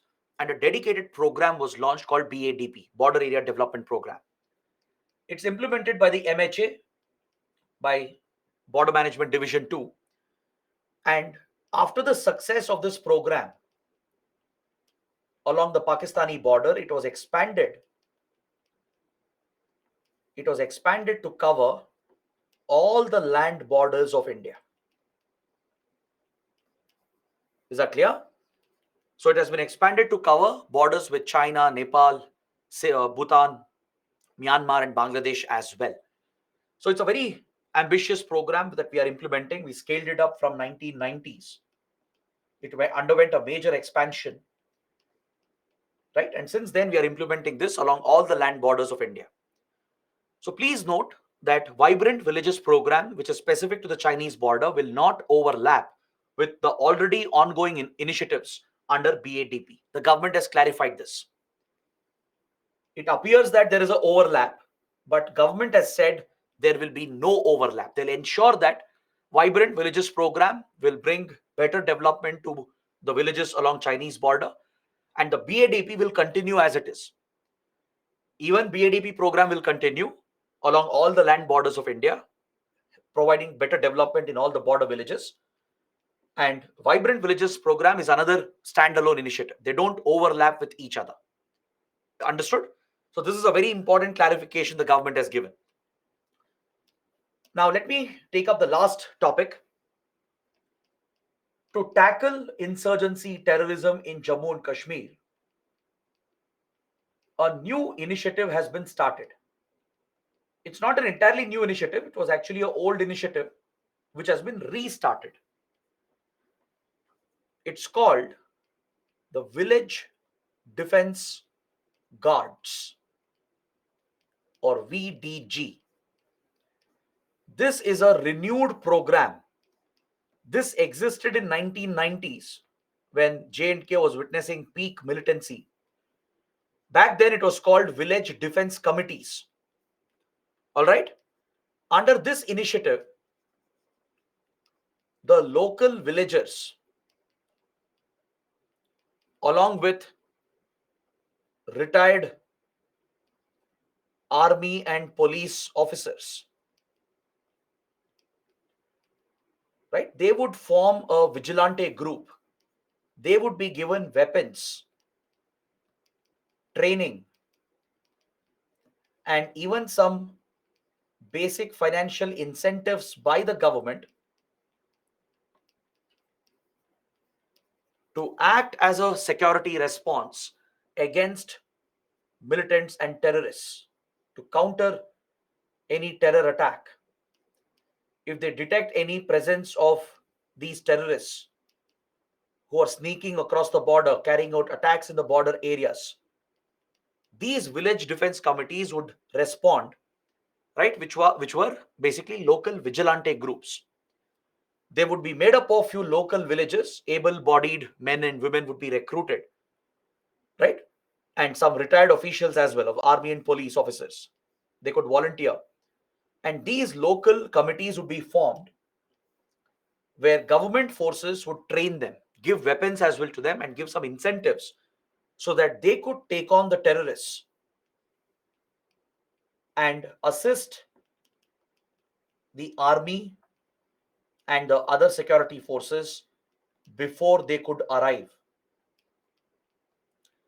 Because see, in Kashmir back then in 1990s, connectivity was a big problem. Let's say terrorists crossed over from LOC, and local villages, they saw their presence. Now if they go back to report and inform the authorities, and by the time the army mobilizes and comes, the terrorists would have left the area, or they would have already carried out the attack. Or let's say terrorists sneak over and immediately engage in an attack.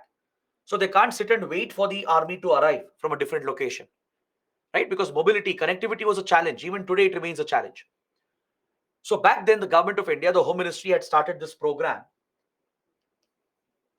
called Village Defense Committees, where local villagers would be armed, trained, and incentivized to take on the terrorists and hold the ground until the forces can arrive. They are not meant to hunt or chase the terrorists. They are just meant for defense. If the local villagers are attacked by the terrorists, they can defend themselves. The whole idea is to help them defend themselves. They can't go in hunt of terrorists. They can't do that. Right? They're not regular formal security forces. They are given weapons and arms training so they can fight back and defend themselves if there is a terror attack carried out by the terrorists in border areas. This program saw a lot of success in 1990s. It played a role in tackling insurgency and terrorism, but also it was accused of leading to a lot of human rights violations. Because when you're giving weapons to local people, right, and empowering them with incentives and arms, many times they might misuse this authority, right? They might target their rivals, they might target someone who's innocent, right? So there are many accusations against village defense committees of large scale human right violations as well, like fake killings, torture, rapes. All these accusations have come up in the past. So because of the controversy, this initiative was suspended after militancy declined by late 90s and early 2000. So this old program is now being renewed. MHA has renewed this program and restarted it following some recent attacks against local villagers. Recently, terrorists have targeted few communities, minorities in the region, and attacks on border villages have gone up. So, to help the local villagers defend themselves, village defense guards have been set up on the previous model of village defense committees. Is that clear? The name has been changed from village defense committees to village defense guards, but the whole idea of the program is exactly the same. So, they will be given weapons and training by Indian forces,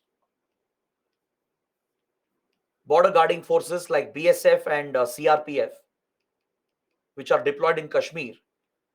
They have already given training to the local armed units, which are headed by retired army officials or police officers, and they get special incentives as well for defending the villages against terror attacks. So the Home Ministry believes that this measure is needed to help the locals and the minorities to protect themselves from terror attacks.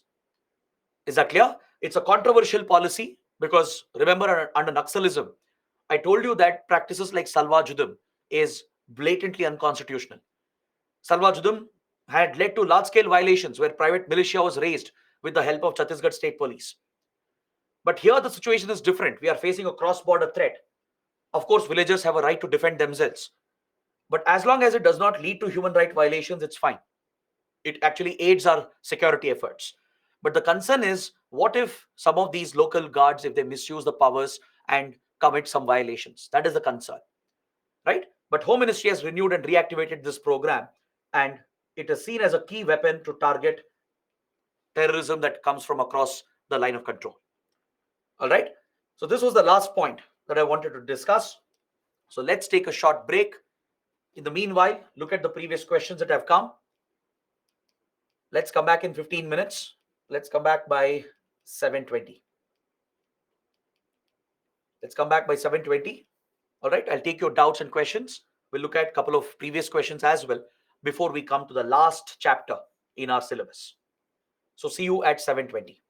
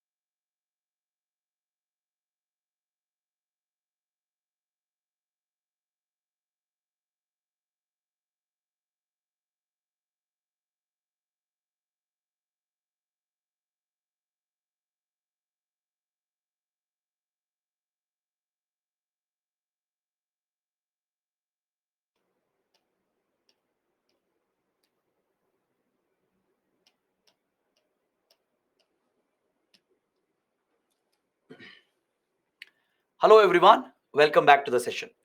Now, first, let's look at all your doubts, your questions related to border security and border management. I'll show you some PYQs as well, and then we can take up the last chapter. Priyanshu is asking how the border of Nepal is different from borders of Bhutan. What is the meaning of partially open border? See, between India and Nepal, we have a fully open border, as I was mentioning, meaning there are no border controls at all. You have visa free access as well. Indians can go to Nepal without a visa, Nepalis can come to India without a visa. And there is full free movement for people, goods, and vehicles, right? All the hard border controls are relaxed completely. It's like how the Schengen countries in Europe have a fully open border. So that's what we have with Nepal. With Bhutan, it's partially open because there is easy access given. You don't need a visa to enter Bhutan, but you still need a travel document, a travel certificate which is issued by Bhutan's authorities. And you need to pay a fee as well. You need to pay a travel fee, a user fee to enter Bhutan as a tourist. Other than that, we do have easy movement for people and goods, but there are some restrictions for border movement. So that's why it's a partially open border. Kamalpal is asking what's the difference between BADP and Vibrant Villages program? Primary difference is where it applies. BADP applies for all the land borders of India, all the border villages, whereas Vibrant Villages program is specific to the northern border towards China. All right. And under Vibrant Villages program, there is greater focus on connectivity, more focus on livelihood creation and such developmental programs. Even BADP is the same, but the government is saying that there will not be any overlap between the two. But the major difference is where it applies. BADP covers all the border villages, but Vibrant Villages program is only for the Chinese border.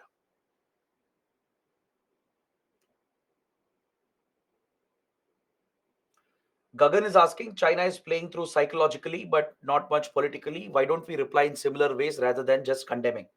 We are not just condemning China's aggression and its acts against India. We are acting against it as well, right? We are countering the Chinese aggression with our own troop mobilization, through our military modernization. We are bringing a lot of diplomatic pressure, right? So there are many ways through which we are tackling China. And India has done a fairly decent job, if not a great job, at least a decent job. Because please understand, China is a superior power, right? Economically and also in terms of military strength. China is vastly superior than India. So given that reality, India has done fairly well to counter the Chinese aggression.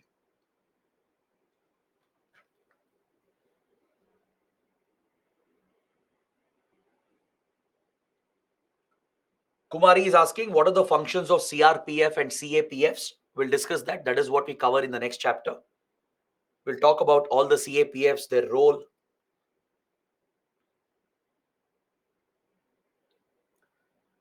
Vivek is asking, sir, how interruption is done with respect to anti-drone systems? It's not interruption, it's interception, right? You intercept the GPS navigational system, right? The satellite navigation is intercepted through electronic interference. Or you hack into the radio network, disrupt the radio control between the remote controller and the drone. So by disrupting the navigation and the communication, you can bring down the drone. All right. You can collect the drone later as well safely for further investigation.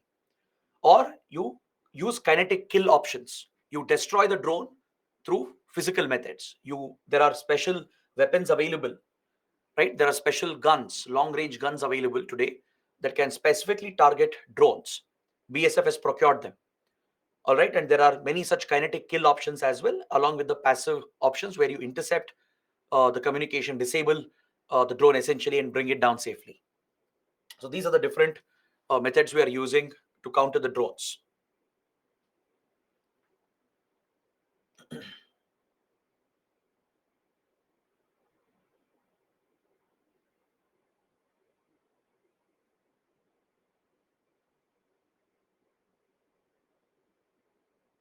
Amrit is asking, sir, aren't these village defense guards unconstitutional as they will definitely misuse and violate fundamental rights?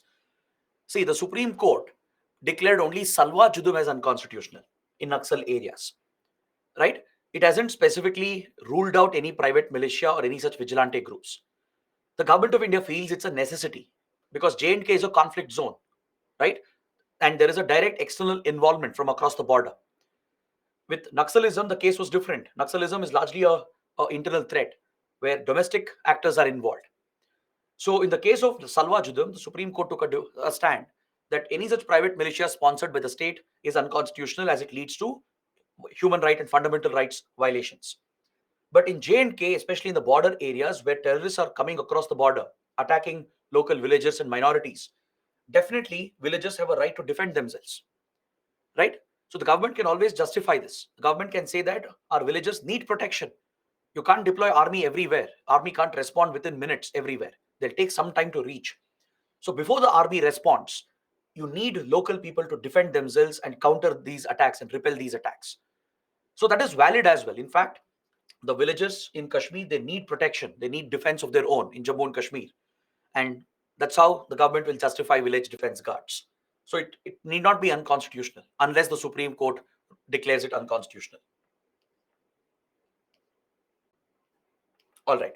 So guys, these are the questions. Now, please take a look at the previous mains questions. Again, as I've told you before, internal security questions are very easy, very simple to answer. You just need good, solid understanding of the concepts along with current affairs.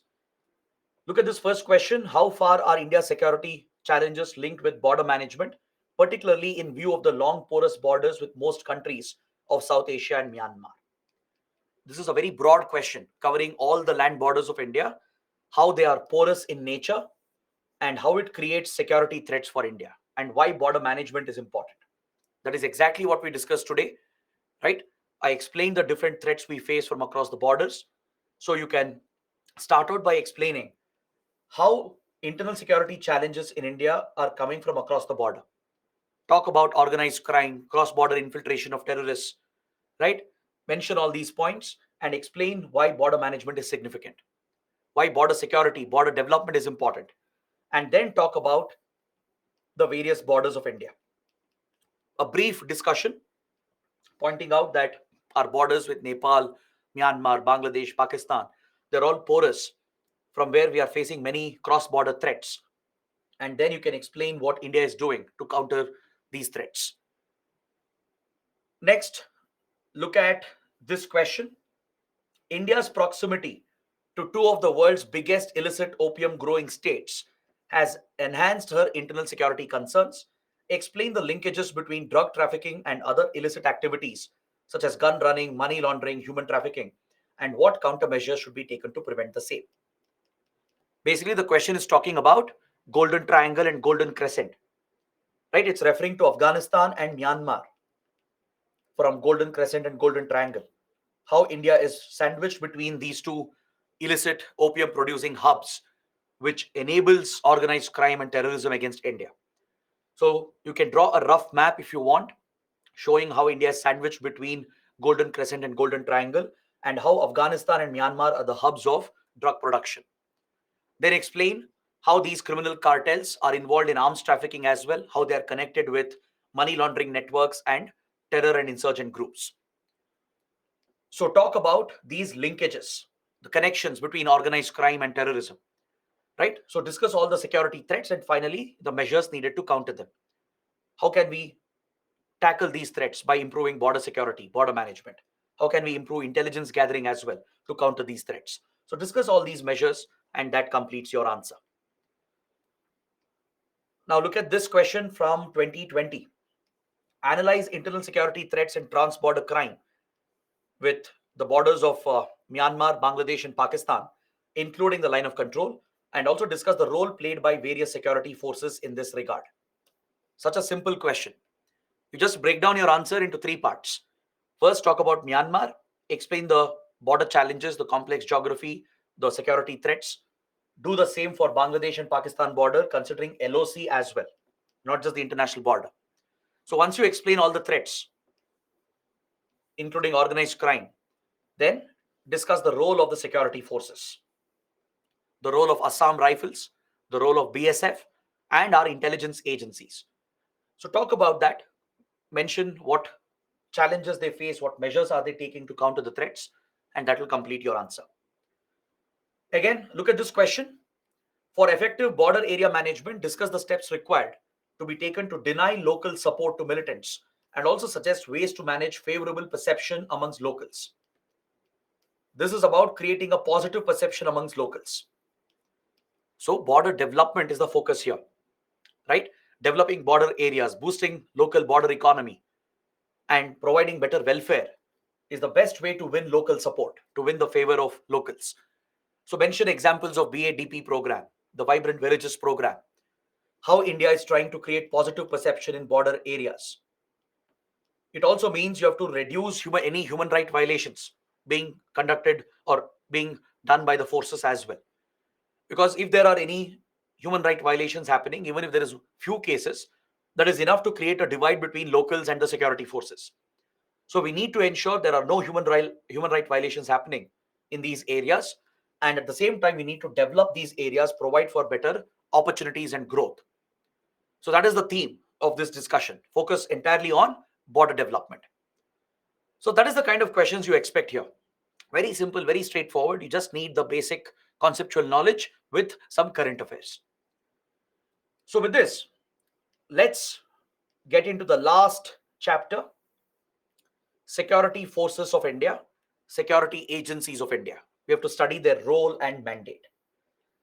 This is a very dry area, meaning it's a very static area. Not much analysis available here, right? It's all about the facts. So in that regard, it becomes a very dry topic, right? But I'll try to make it as interesting as possible. I'll try to include analysis wherever necessary. I'll try to bring in some current affairs as well wherever it is needed. So there are many security forces and security agencies in the country. So we will look at them briefly. We'll look at some armed forces as well. We'll look at some issues related to armed forces and defense reforms. And we'll look at the civilian agencies as well, including intelligence and law enforcement agencies. The best part is that we've already covered some of them. Like we've discussed about NIA, National Investigation Agency. We've discussed about Enforcement Directorate. We have a fair understanding of our border guarding forces like BSF, SSB, ITBP, etc. Right? We have spoken about CRPF as well. What is the role of CRPF in our internal security? So we just have to collect these points again and have a structured discussion regarding these forces and agencies. So we can divide our security forces and agencies into these different categories. First, you have your armed forces, the military forces of India, the Indian Army, Navy, Air Force, and Coast Guard. All right, the land, sea, and air based military forces. Coast Guard is usually a paramilitary force. It's not technically an armed force. Other countries, they treat Coast Guards as paramilitary organizations. But in India, we have set up Coast Guard as a defense force, as an armed force itself. It's set up through a Coast Guard Act passed by the Parliament, which has set up Coast Guard as another armed force of India, as a defense force of India. So these are the major armed forces we have: the Army, Navy, Air Force, and the Coast Guard. And they all function under which ministry? The armed forces of India. They function under which ministry? Very good. Obviously, under the Defense Ministry. These armed forces are under the Ministry of Defense. Got it? Now, what is the role of armed forces? The armed forces deal with your external threats. It's your armed forces which fight wars against enemy countries. Armed forces are raised to procure heavy weapons such as artillery guns, battle tanks, advanced ammunition, heavy ammunition, fighter jets, large aircrafts, helicopters, naval ships, submarines, aircraft carriers, missiles, whatnot. So they are equipped with tremendous firepower. They use heavy power, and their primary training teaches them to kill. Their training teaches them to kill because they are tackling a hostile enemy, an external enemy. Right? The force training of the armed forces, the equipment they carry is entirely different from your police and paramilitary forces.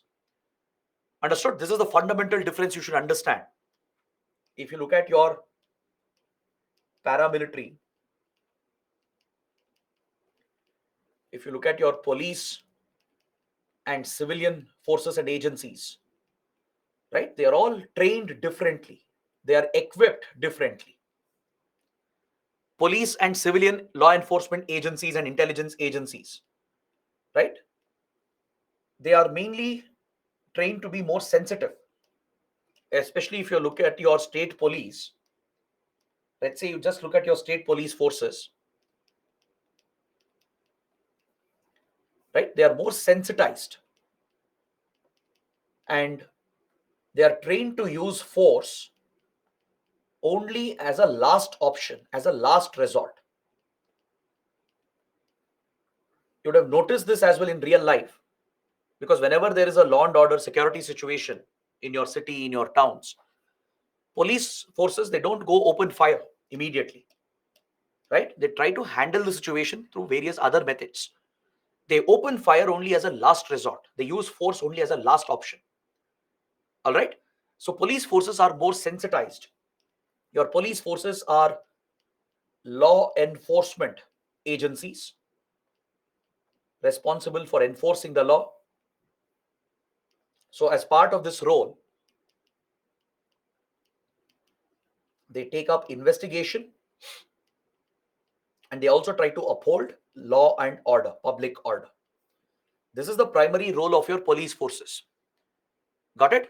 Police forces are law enforcement agencies essentially at the state level. Even if you take central police forces, right, they do the same. You take your border guarding forces to an extent, your central investigating agencies. Primarily, they are involved in investigation and some are involved in law and order, in maintaining public order. So this is where I come back to my point. We had discussed about some civilian agencies in previous chapters as well. I had mentioned that in civilian agencies, there are two types. You have your intelligence agencies, you have your law enforcement agencies. Intelligence agencies, they only collect intelligence. They collect secret information. They run covert operations like RAW and IB. They're all manned by civilian officers. They're drawn from IPS and other police forces. So they're all your civilian officers. Similarly, law enforcement like NIA, CBI, your state police, they're all dealing with law enforcement. They're enforcing some law, right? Again, they are manned by civilian officers.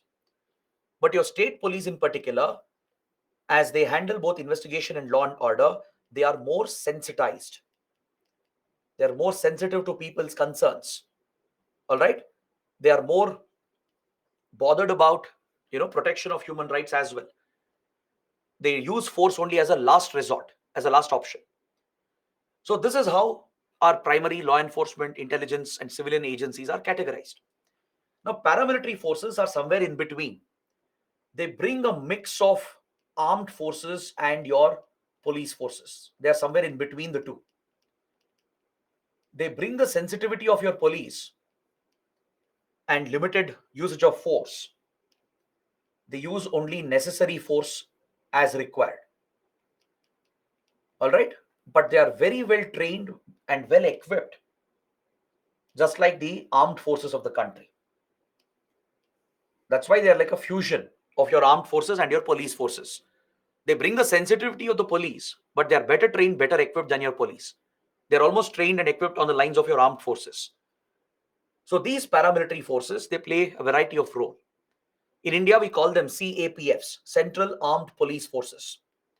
Just like there are state police forces under the state governments, the central government under MHA also administers several central armed police forces, which are technically paramilitary organizations.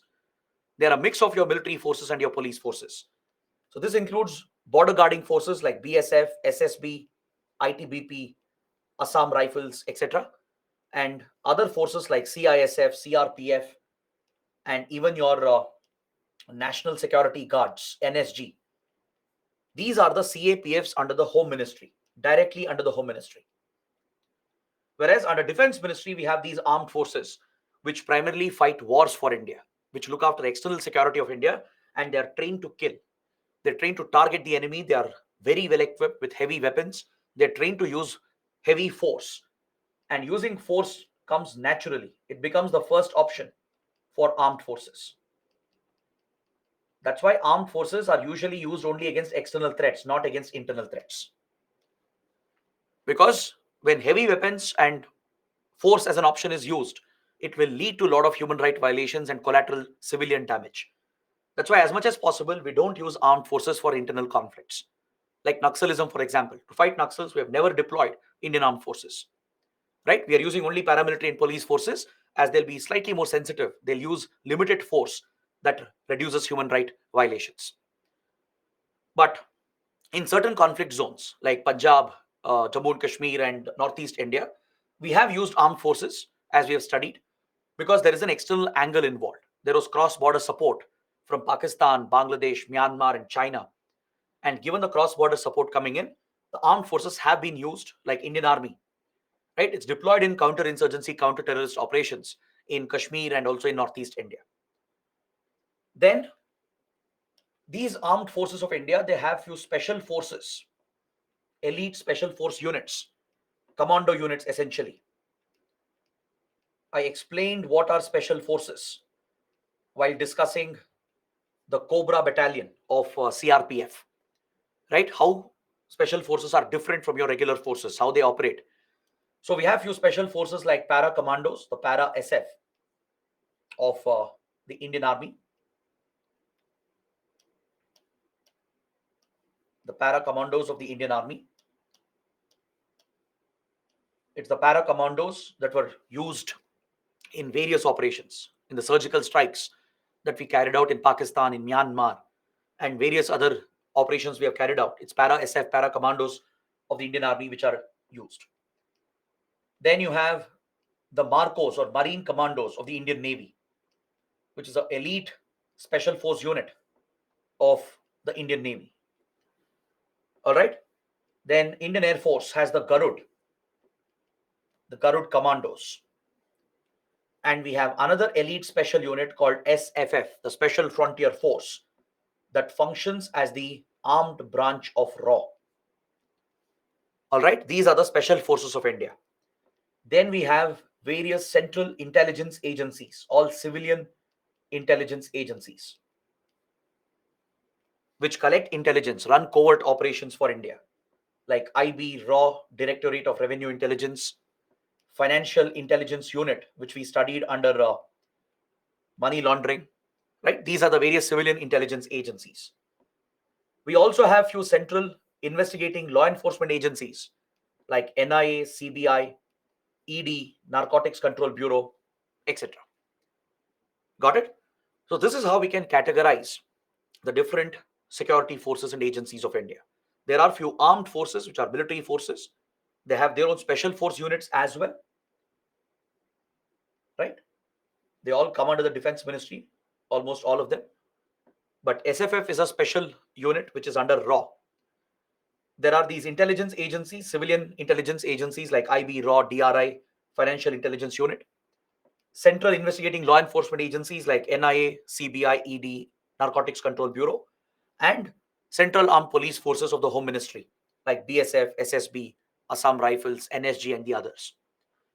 So this is the entire collection of the security forces of India. Now that you have a basic idea about how we categorize them, let's look at them one by one. I'll start with Indian Armed Forces. But of course, you don't have to mug up any facts or details about Indian Armed Forces. This is not your grade B exam or SSC exam, where you have to study about the different military bases of India, the various ranks in the Army, Navy, and Air Force, the various commands we have. Those factual details are irrelevant for UPSC exam. All right. So what we will focus upon under armed forces would be the topic of defense reforms. Recently, we have carried out some major defense reforms in 2018 and 2020. Some very big changes have been introduced, and many more changes are going to happen in the coming years. So we will concentrate on defense reforms. We'll understand what reforms are being proposed, what reforms have already been initiated, and how it improves our external security environment, how it improves the capabilities of our Indian Armed Forces. So as part of this discussion, we will talk about a very, very important position that was recently set up called the CDS, the Chief of Defense Staff. It's a new role which was set up and created by the government of India. It was a major reform that was launched in 2019. And this office, this particular role, was first occupied by General Bipin Rawat, the former chief of the Indian Army. But unfortunately, General Bipin Rawat lost his life due to an air crash.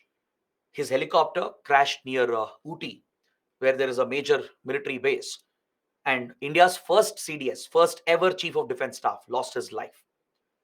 So after several months of having a vacuum, like this position was not filled for several months. Now, recently, the government has again appointed a CDS, the second Chief of Defense Staff of India.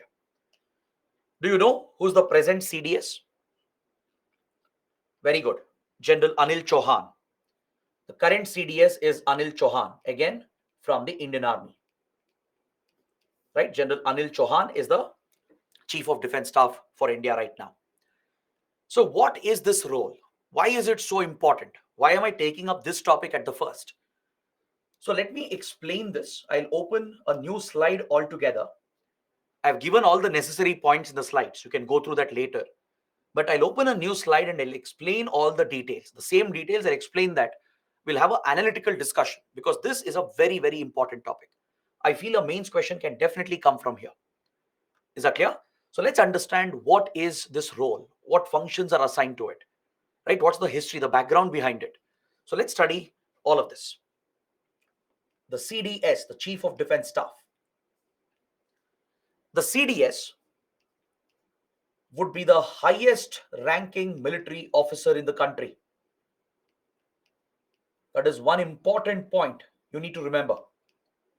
Just like Cabinet Secretary is the highest ranking civilian bureaucrat,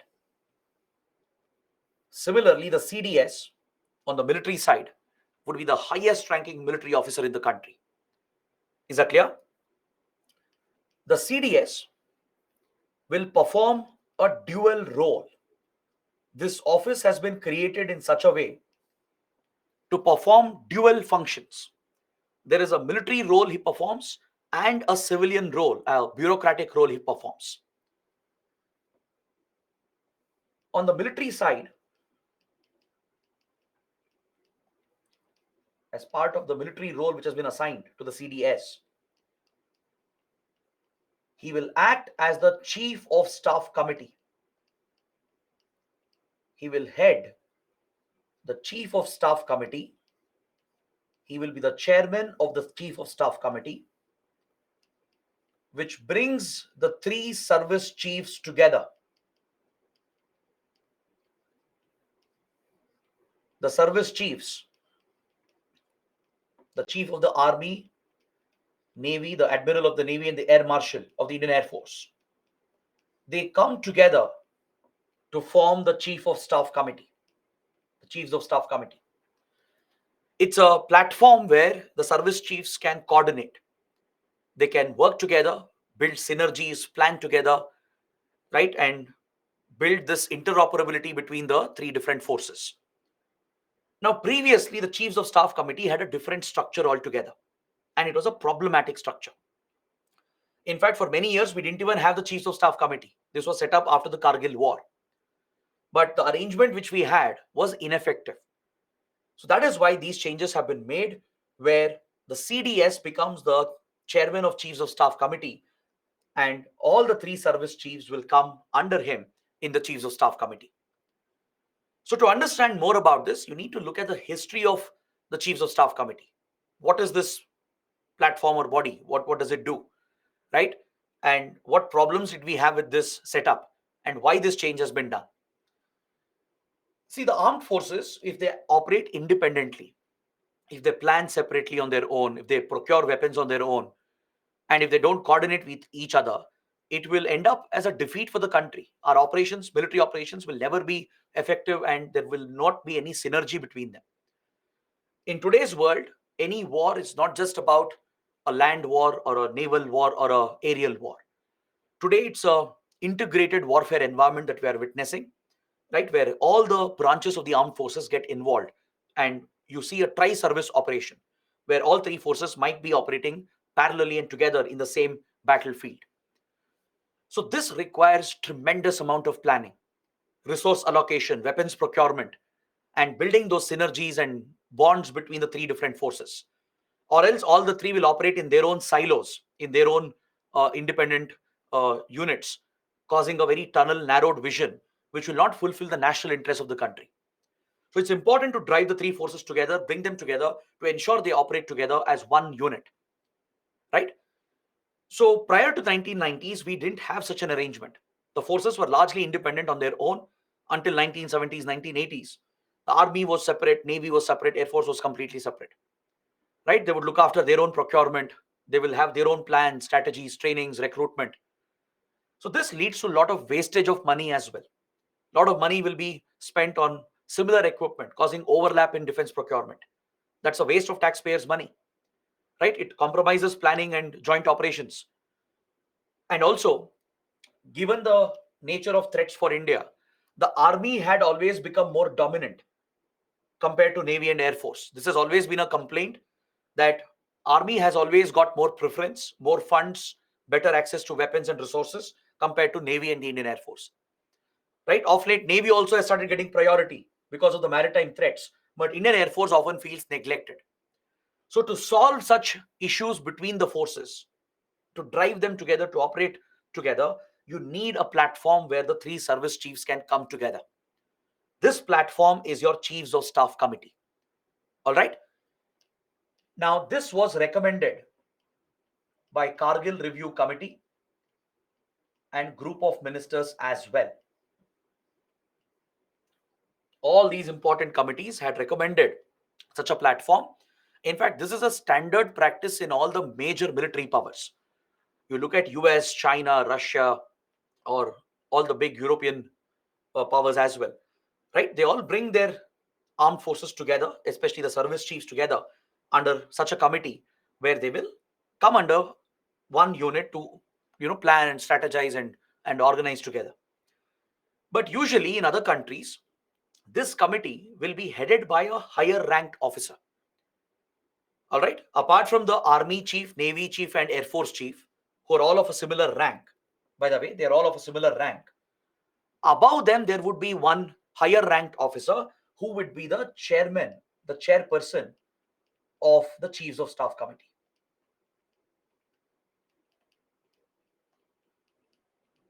This is the usual practice in the other countries. You look at US, for example, the three service chiefs are there, Army, Navy, and Air Force chiefs. They are part of this Chief of Staff Committee, and it's headed by a higher ranked military officer. So there's a fourth official who's the chairperson of this committee. And below him, there are three service chiefs. But in India, this structure was not created. Because of the rivalries and jurisdictional conflict between the three forces, they opposed another higher ranked military officer. The armed forces were opposed to it. Even the Naresh Chandra task force,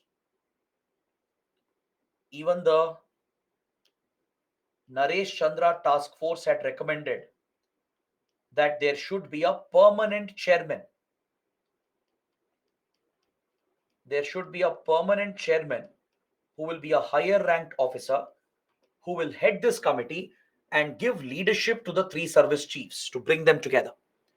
This has always been the recommendation of various committees in different forms. The names they suggested was different, all right, but essentially the concept was the same. To bring the service chiefs together, all these commissions had said that there should be a higher ranked officer who's a permanent chairperson who can bring that synergy between the three service chiefs, who can drive them to function together as one unit. But this recommendation was never implemented until 2019. We only had a temporary chairman. There was only a temporary chairman, a temporary chairperson to the Chiefs of Staff Committee. And who was the temporary chairperson? It would be one of the service chiefs themselves. They themselves would take up this position on a rotational basis.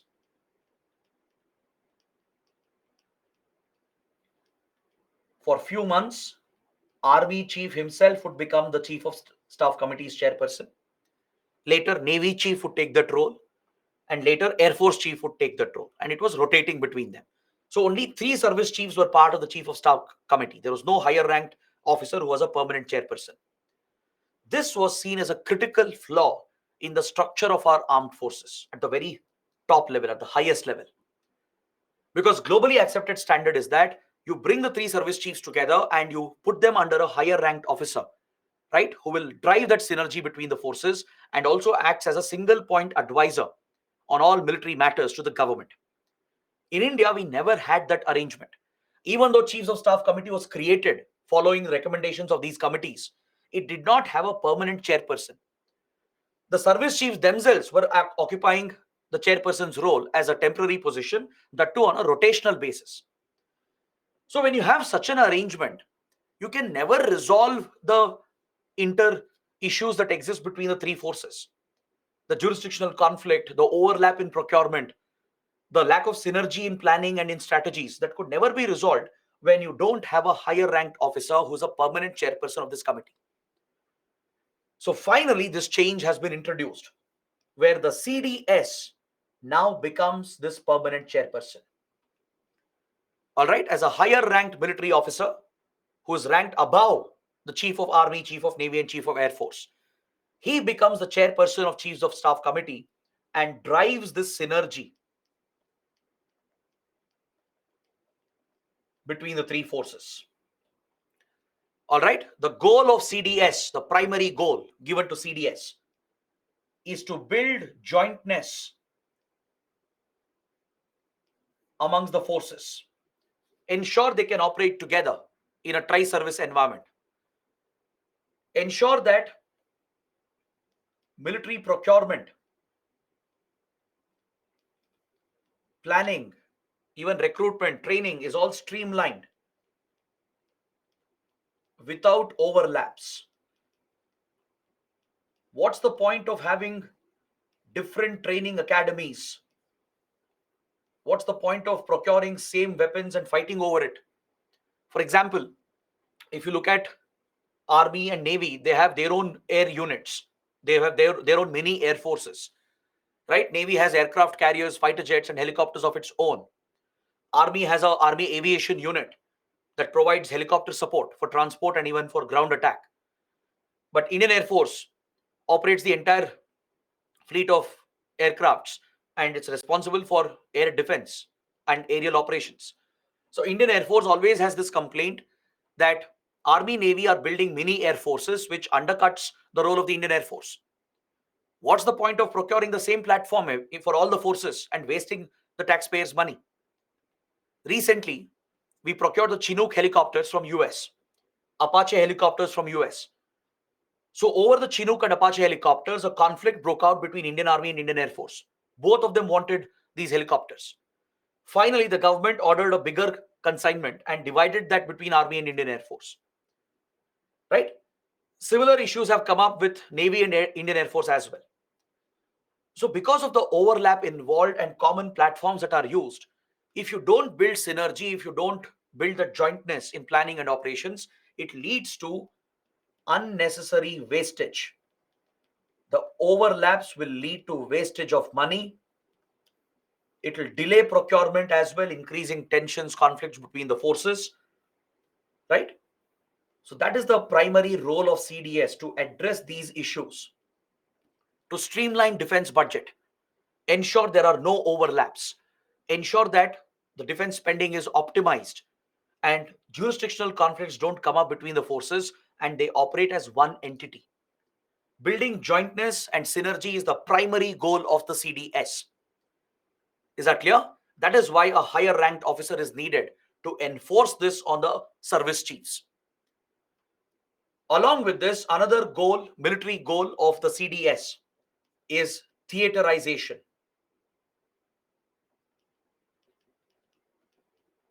or creation of joint commands or unified commands. Is that clear? This is another primary role of the CDS, another military role. Apart from building jointness and synergy and reducing overlap and optimizing the budget and streamlining procurement. The other major role of CDS as the permanent chairman of Chiefs of Staff Committee is to drive theaterization of Indian military commands, to create more joint commands, and someday ensure there are no separate forces like Army, Navy, and Air Force. Some of you might be shocked by what I just said. And trust me, this is true. In a few years, India will not have an army, we will not have a navy, we will not have an air force. Instead, we will have joint military commands for different theaters of conflict. We are going to completely restructure the very armed forces of India. This is the model followed by most of the big military powers. All right? There is no need to have separate units, which is causing wastage of funds, poor planning, lack of coordination. Instead, for different theaters, there will be unified commands and joint commands, which we call as theaterization. For different theaters of conflict, right? We will set up these joint commands that will operate as one single force. We will merge the Army, Navy, and Air Force. This merger is going to happen very soon, in a few years. Hopefully, within a decade, this is going to happen. Let me tell you how this will work. Right now, you have a separate Army, a separate Navy, separate Air Force. Their roles will definitely overlap, correct? With regard to aerial operations, there is a clear overlap and jurisdictional conflict between all three forces.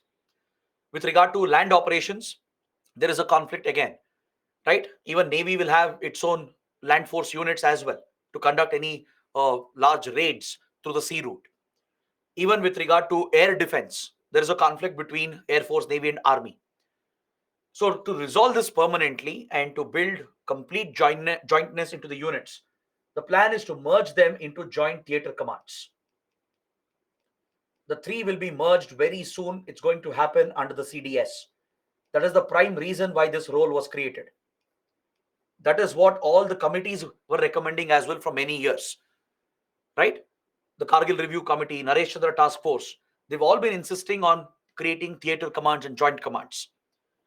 So instead of having three separate armed forces, most likely it will be a northern command. There will be a maritime command,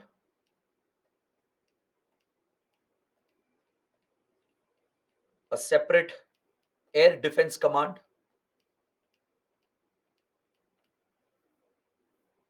a logistics command,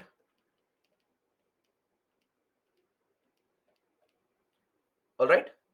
So something like this will be implemented very, very soon. The three forces will be merged. The Northern Command will look after all the operations against Pakistan and China. The Maritime Command will look after all the naval operations of across the Indian Ocean region. It will merge the assets, the soldiers, and the military weapons, the assets they have, everything will be merged into these command units. Understood? All air defense systems will be merged to provide a single unified command for air defense to protect the airspace of India. Separate logistics command is likely to come up to handle all the logistics for the armed forces, like transportation, rations, clothing, right? And all the other logistics. Everything will come under a single unified command.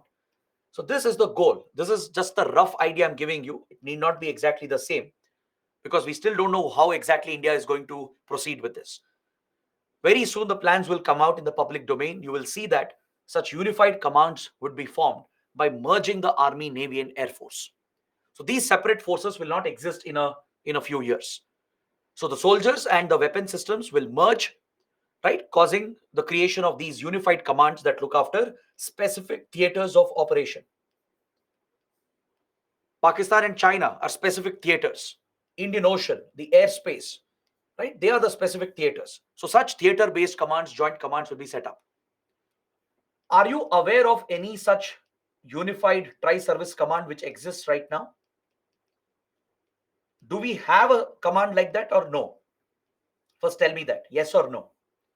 Does India have any tri-service command as of now? Okay, some are saying yes. Then which are they? Which are those?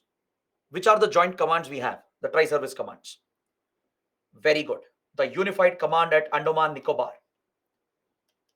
The Andaman Nicobar Islands has a unified tri-service military command where Navy, Army, Air Force have already fused, merged their soldiers, their military assets to form a single unit, a single command.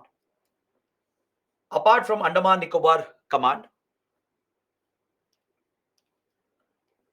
apart from the Andaman Nicobar command, we also have something known as the Strategic Forces Command. Have you heard of it? The SFC, the Strategic Forces Command. This is another unified tri-service command of India. Very good. Many of you know about SFC. The SFC is responsible for the entire nuclear arsenal of India. That includes the nuclear warheads and all the delivery systems that we have. See, we are having around close to 160 to 180 nuclear warheads. All right. And there are many different delivery systems we have developed, like your ballistic missiles, the Prithvi and the entire Agni series of ballistic missiles. They are the land-based options to deliver nuclear weapons. Then we have a few fighter jets, which have been custom designed to launch nuclear weapons, like Sukhoi 30, the Rafale, which we have recently procured, Mirage, Jaguars. These are the fighter jets of India, which can deliver nuclear weapons. Then we have naval assets, especially nuclear-powered submarines like the Arihant class, INS Arihant class submarines.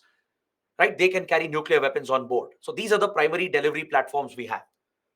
So all the nuclear delivery systems with the warheads are under the control of one single tri-service command, which is SFC, the Strategic Forces Command. If India ever has to go to nuclear war, if we have to ever launch nuclear weapons, it will be carried out by this command, which is a fusion of the Army, Navy, and Air Force. All right, the whole nuclear arsenal of India is under the operational command of SFC. Understood? So these are the two tri-service commands which we already have. So going forward, along with these existing commands, we are planning to create new commands and bring these forces together so that we operate on a theater-based format. This has a very big advantage.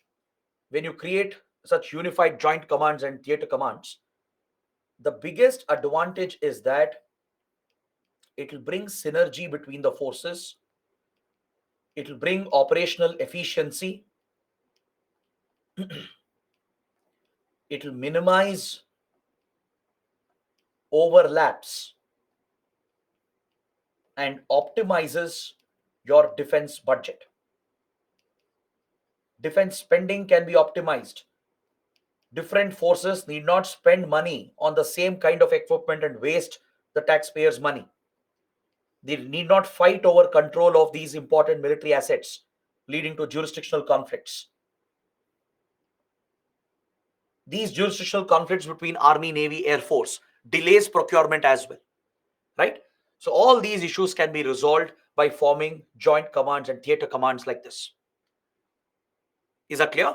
So driving this initiative of theaterization, of forming such unified commands, is the primary role given to the CDS.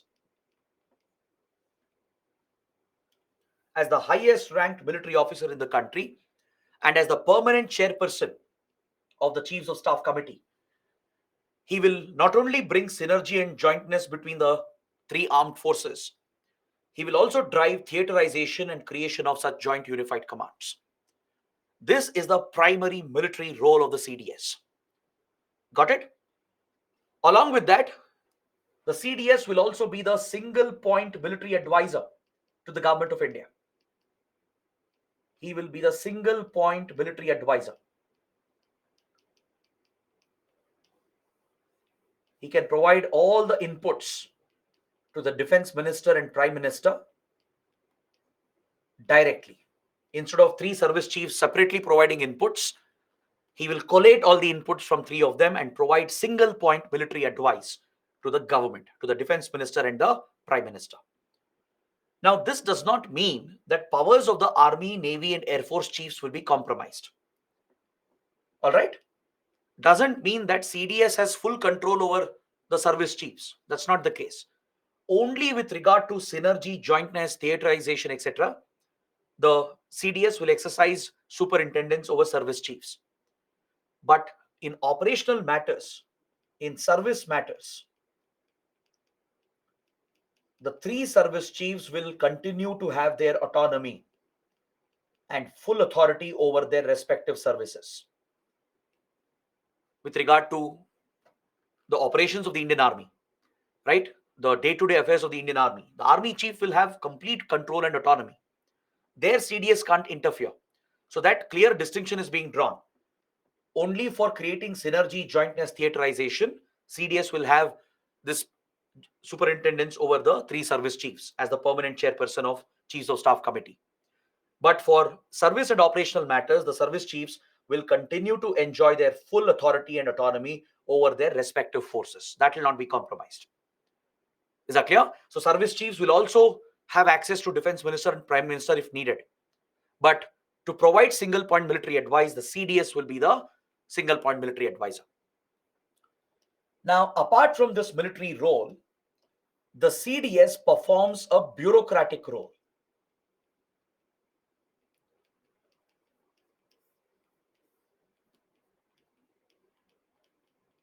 He is the secretary to a newly created department, the Department of Military Affairs. It's a newly established department within the Defense Ministry. Is that clear? When the CDS role was created, parallelly, this new department was set up in 2019. Within Defense Ministry, there are different departments, right? And one new department which has come up is the Department of Military Affairs, and the CDS will be the secretary. As a military bureaucrat, he'll function as a secretary of this division to look after planning, procurement, and to build closer relationship with the civilian bureaucracy. Because in Defense Ministry, you have civilian bureaucrats. You will have IAS officers. You will have officers from Indian Defense Account Services, right? There could be IPS or IFS officers deputed as well in Defense Ministry. They're all civilian bureaucrats. Usually, one challenge in the Defense Ministry is about bridging the gap between military officials and civilian bureaucrats. Since they have different objectives, they have different vision, there is always a conflict between civilian bureaucrats and military officials in the Defense Ministry. It leads to a clash within the Defense Ministry. It affects procurement process, delays procurement, because sometimes military requirements are not well understood by civilian bureaucrats. And military officials will not understand the constraints of a civilian administration, right? The budgetary constraints, the accountability that is needed. They don't understand those aspects. So this leads to a conflict between civilian bureaucracy and the military officials in the Defense Ministry. So to improve the relations between the civil military officers and to streamline planning procurement in the Defense Ministry, the CDS performs a bureaucratic role as the secretary to this new department, the Department of Military Affairs. Is that clear? That is the dual role of the Chief of Defense Staff. And in this capacity,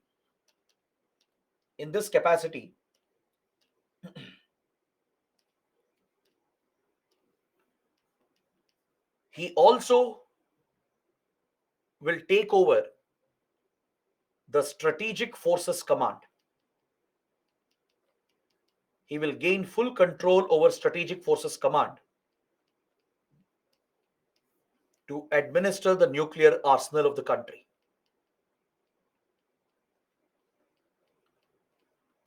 Is that clear? Currently, the SFC is headed by a high-ranked military officer either from Army, Navy, or Air Force. Even that is held on a rotational basis.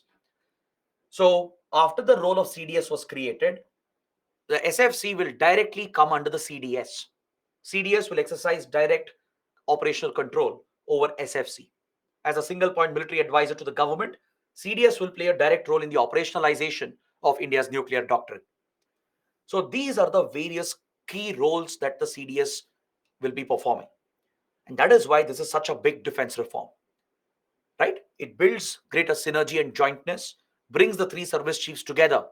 As a higher ranked military officer, he can drive jointness as the permanent chairperson of the Chiefs of Staff Committee. He can plan for theaterization and creation of joint commands in the coming days and reduce overlaps and unnecessary expenditure and streamline procurement, right? Even recruitment and training can be streamlined. That's another key area. Recruitment and training can also be streamlined further to reduce any unnecessary expenditure and bring more efficiency into our armed forces.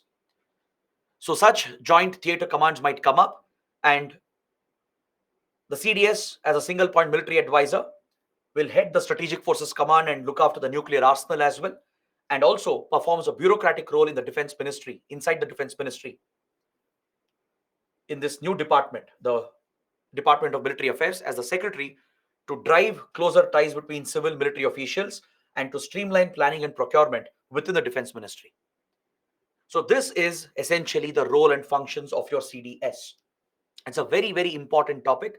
There can be a mains question here asking you the role of CDS, the functions of CDS, and how it marks a major defense reform in India.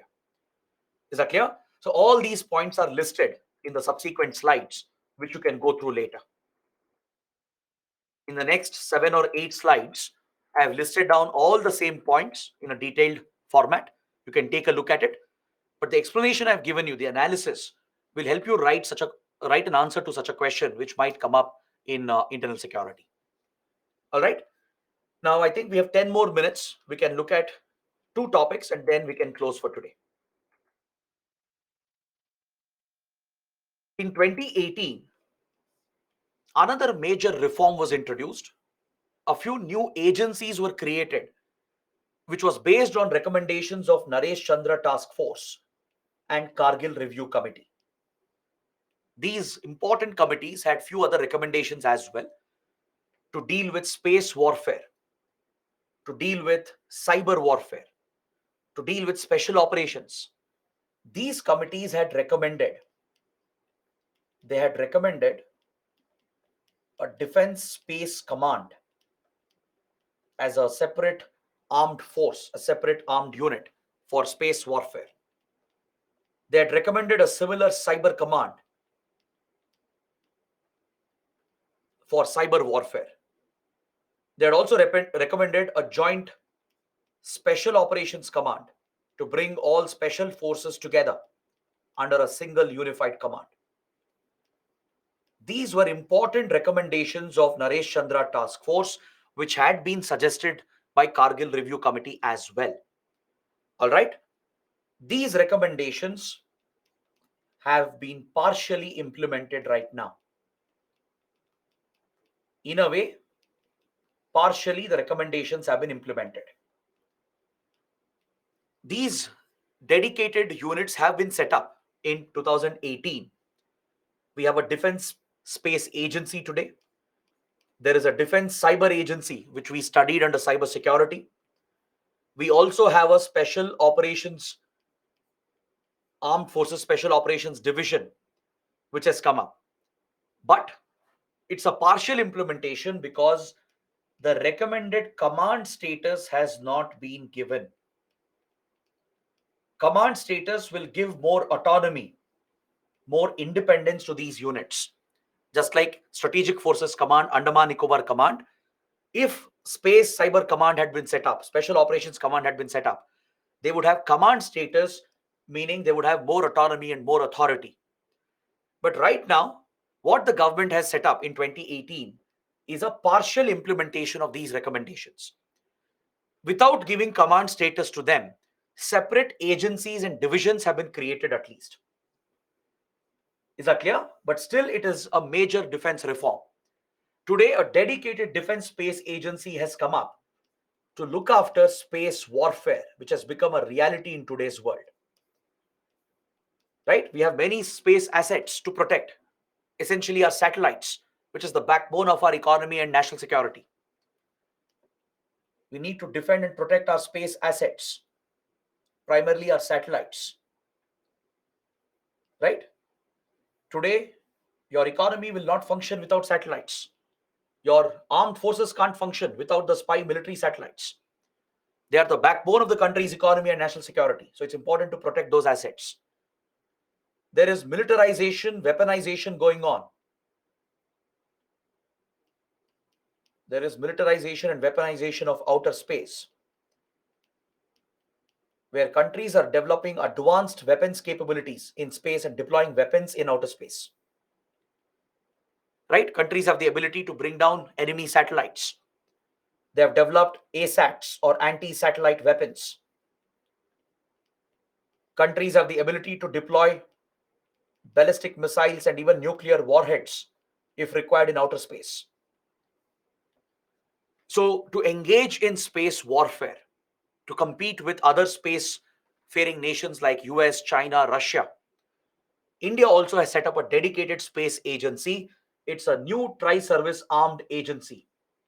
It will bring soldiers from Army, Navy, and Air Force together to form a joint agency, which is headquartered in Bengaluru. Because all the key space institutions of India, including ISRO, are headquartered in Bengaluru. So Bengaluru has already become the base of the Defense Space Agency, which functions under the Integrated Defense Staff, the IDS. Its primary role is to develop a space warfare doctrine, for India, and also develop satellite intelligence assets and focus on space weapons, anti-satellite weapon systems, create weapons capabilities in outer space. This is the primary role of the Defense Space Agency. Is that clear? To create a warfare doctrine for outer space, to develop weapons capabilities to take down enemy satellites, to protect our own assets, and to engage in space warfare if required. India has already conducted its first anti-satellite weapons test under Mission Shakti in 2019. You might remember this. In 2019,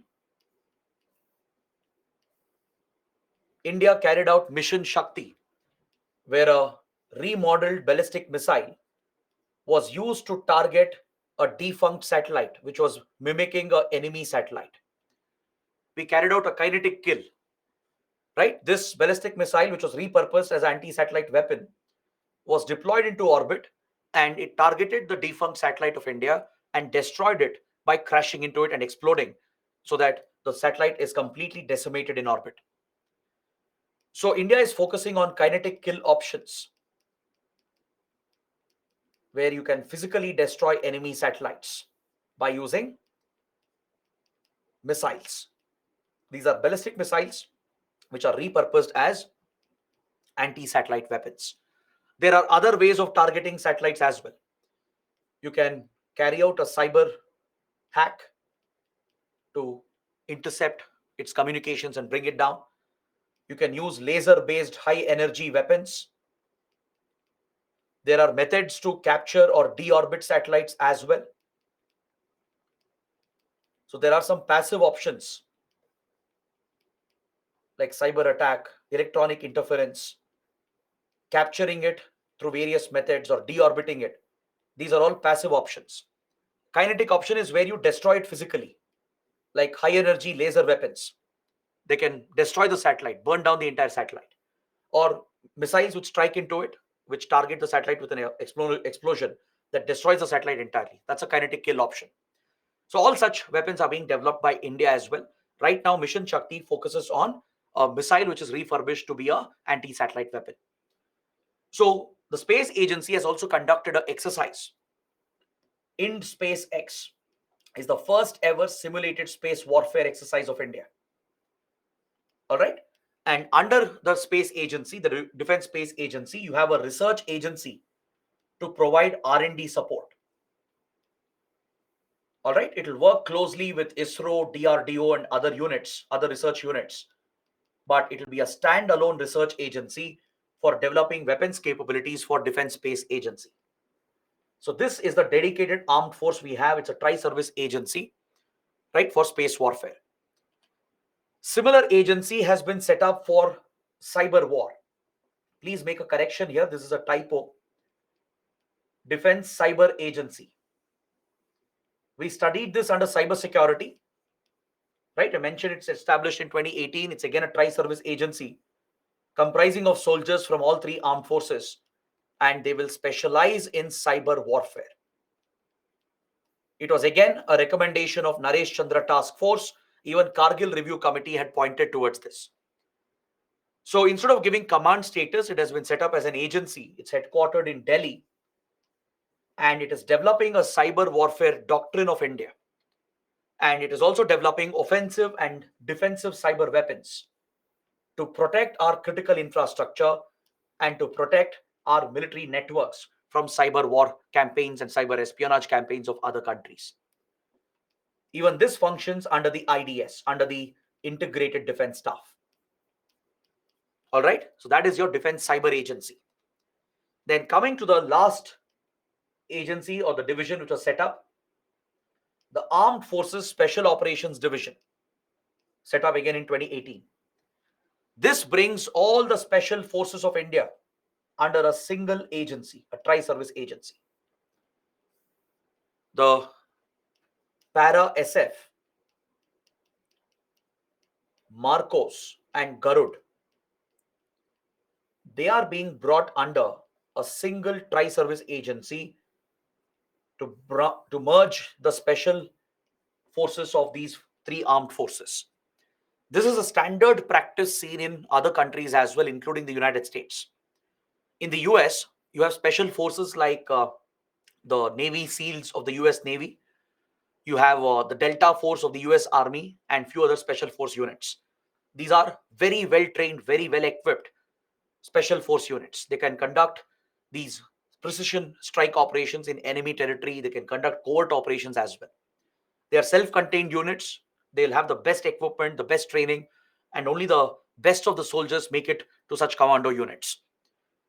So in US, they have merged these special force units into the JSOC, the Joint Special Operations Command of the US,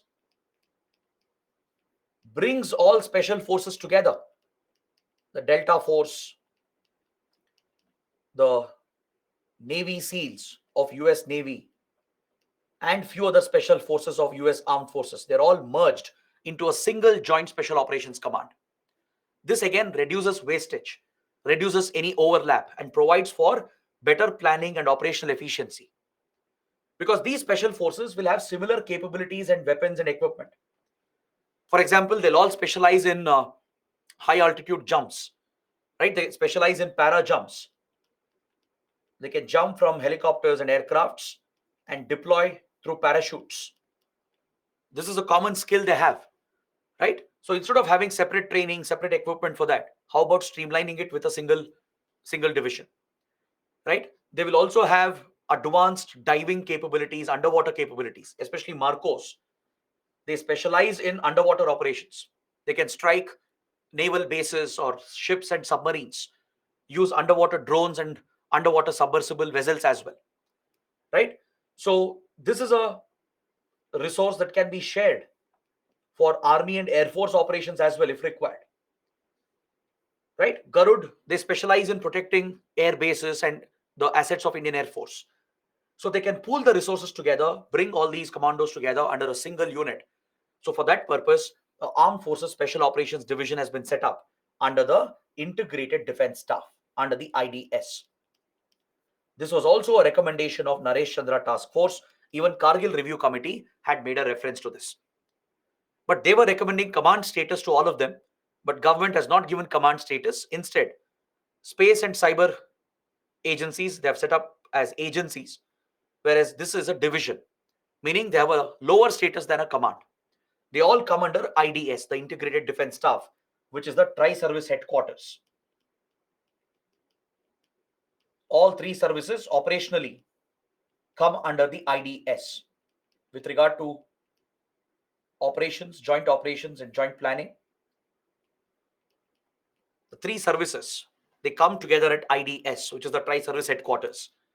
So under the IDS, you have your Defense Space Agency, the Defense Cyber Agency, and the Armed Forces Special Operations Division.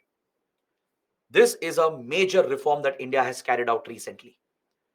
So any surgical strike or covert operation using these commandos can be conducted through the Special Operations Division. Instead of Army, Navy, and Air Force operating independently and separately, they can pool together and operate together, thus bringing more operational efficiency, improving the strike capability as well, and also reducing any unnecessary expenditure and wasteful expenditure. All right, so this is where I would like to stop my discussion for today. It's more than enough. We have almost completed 98% of the syllabus. So we'll meet again on Saturday, as I mentioned. We will have a 2-hour discussion from 12 to 2 p.m. We will finish the remaining topics. Few more topics are left under this last chapter. We'll wrap it up, and then we will have your doubt session from 2:30 p.m. to 5:30 p.m. So please make note of this. All right, so the coming Saturday, we will have a class from 12 to 2 p.m. to finish these remaining topics, just the last part of the syllabus, and take a small lunch break, and again meet at 2:30 to have the doubt session till 5:30 p.m. So send in all your doubts, all your questions to the email, and mention the subject name so that we can pick up these questions. Remember, we'll be taking up only these doubts which are sent over mail. We'll not be taking live questions because there will be a lot of questions that day. So you have to send it before. You still have enough time. Think, look at the syllabus we have covered, think of any topic and make a list of these questions and send it to the concerned mail ID. So let's stop the discussion here. I hope you guys have understood everything. Right. So I'll take up all the doubts in the doubt session again. Don't worry. Right. So I'll see you on Saturday. Do let me know how the classes went. I hope you guys have liked it. I know it's a challenging subject sometimes. Sometimes it is a little dry and static. Sometimes there are complex topics involved. But I've tried to simplify it as much as possible. I hope you guys have enjoyed it. I hope you guys have learned a lot. And I really hope these topics will help you in the exam directly. So do let me know how it went. We'll see you again Saturday and we'll wrap up whatever is left. So that's it. Take care. Have a good night and see you on Saturday.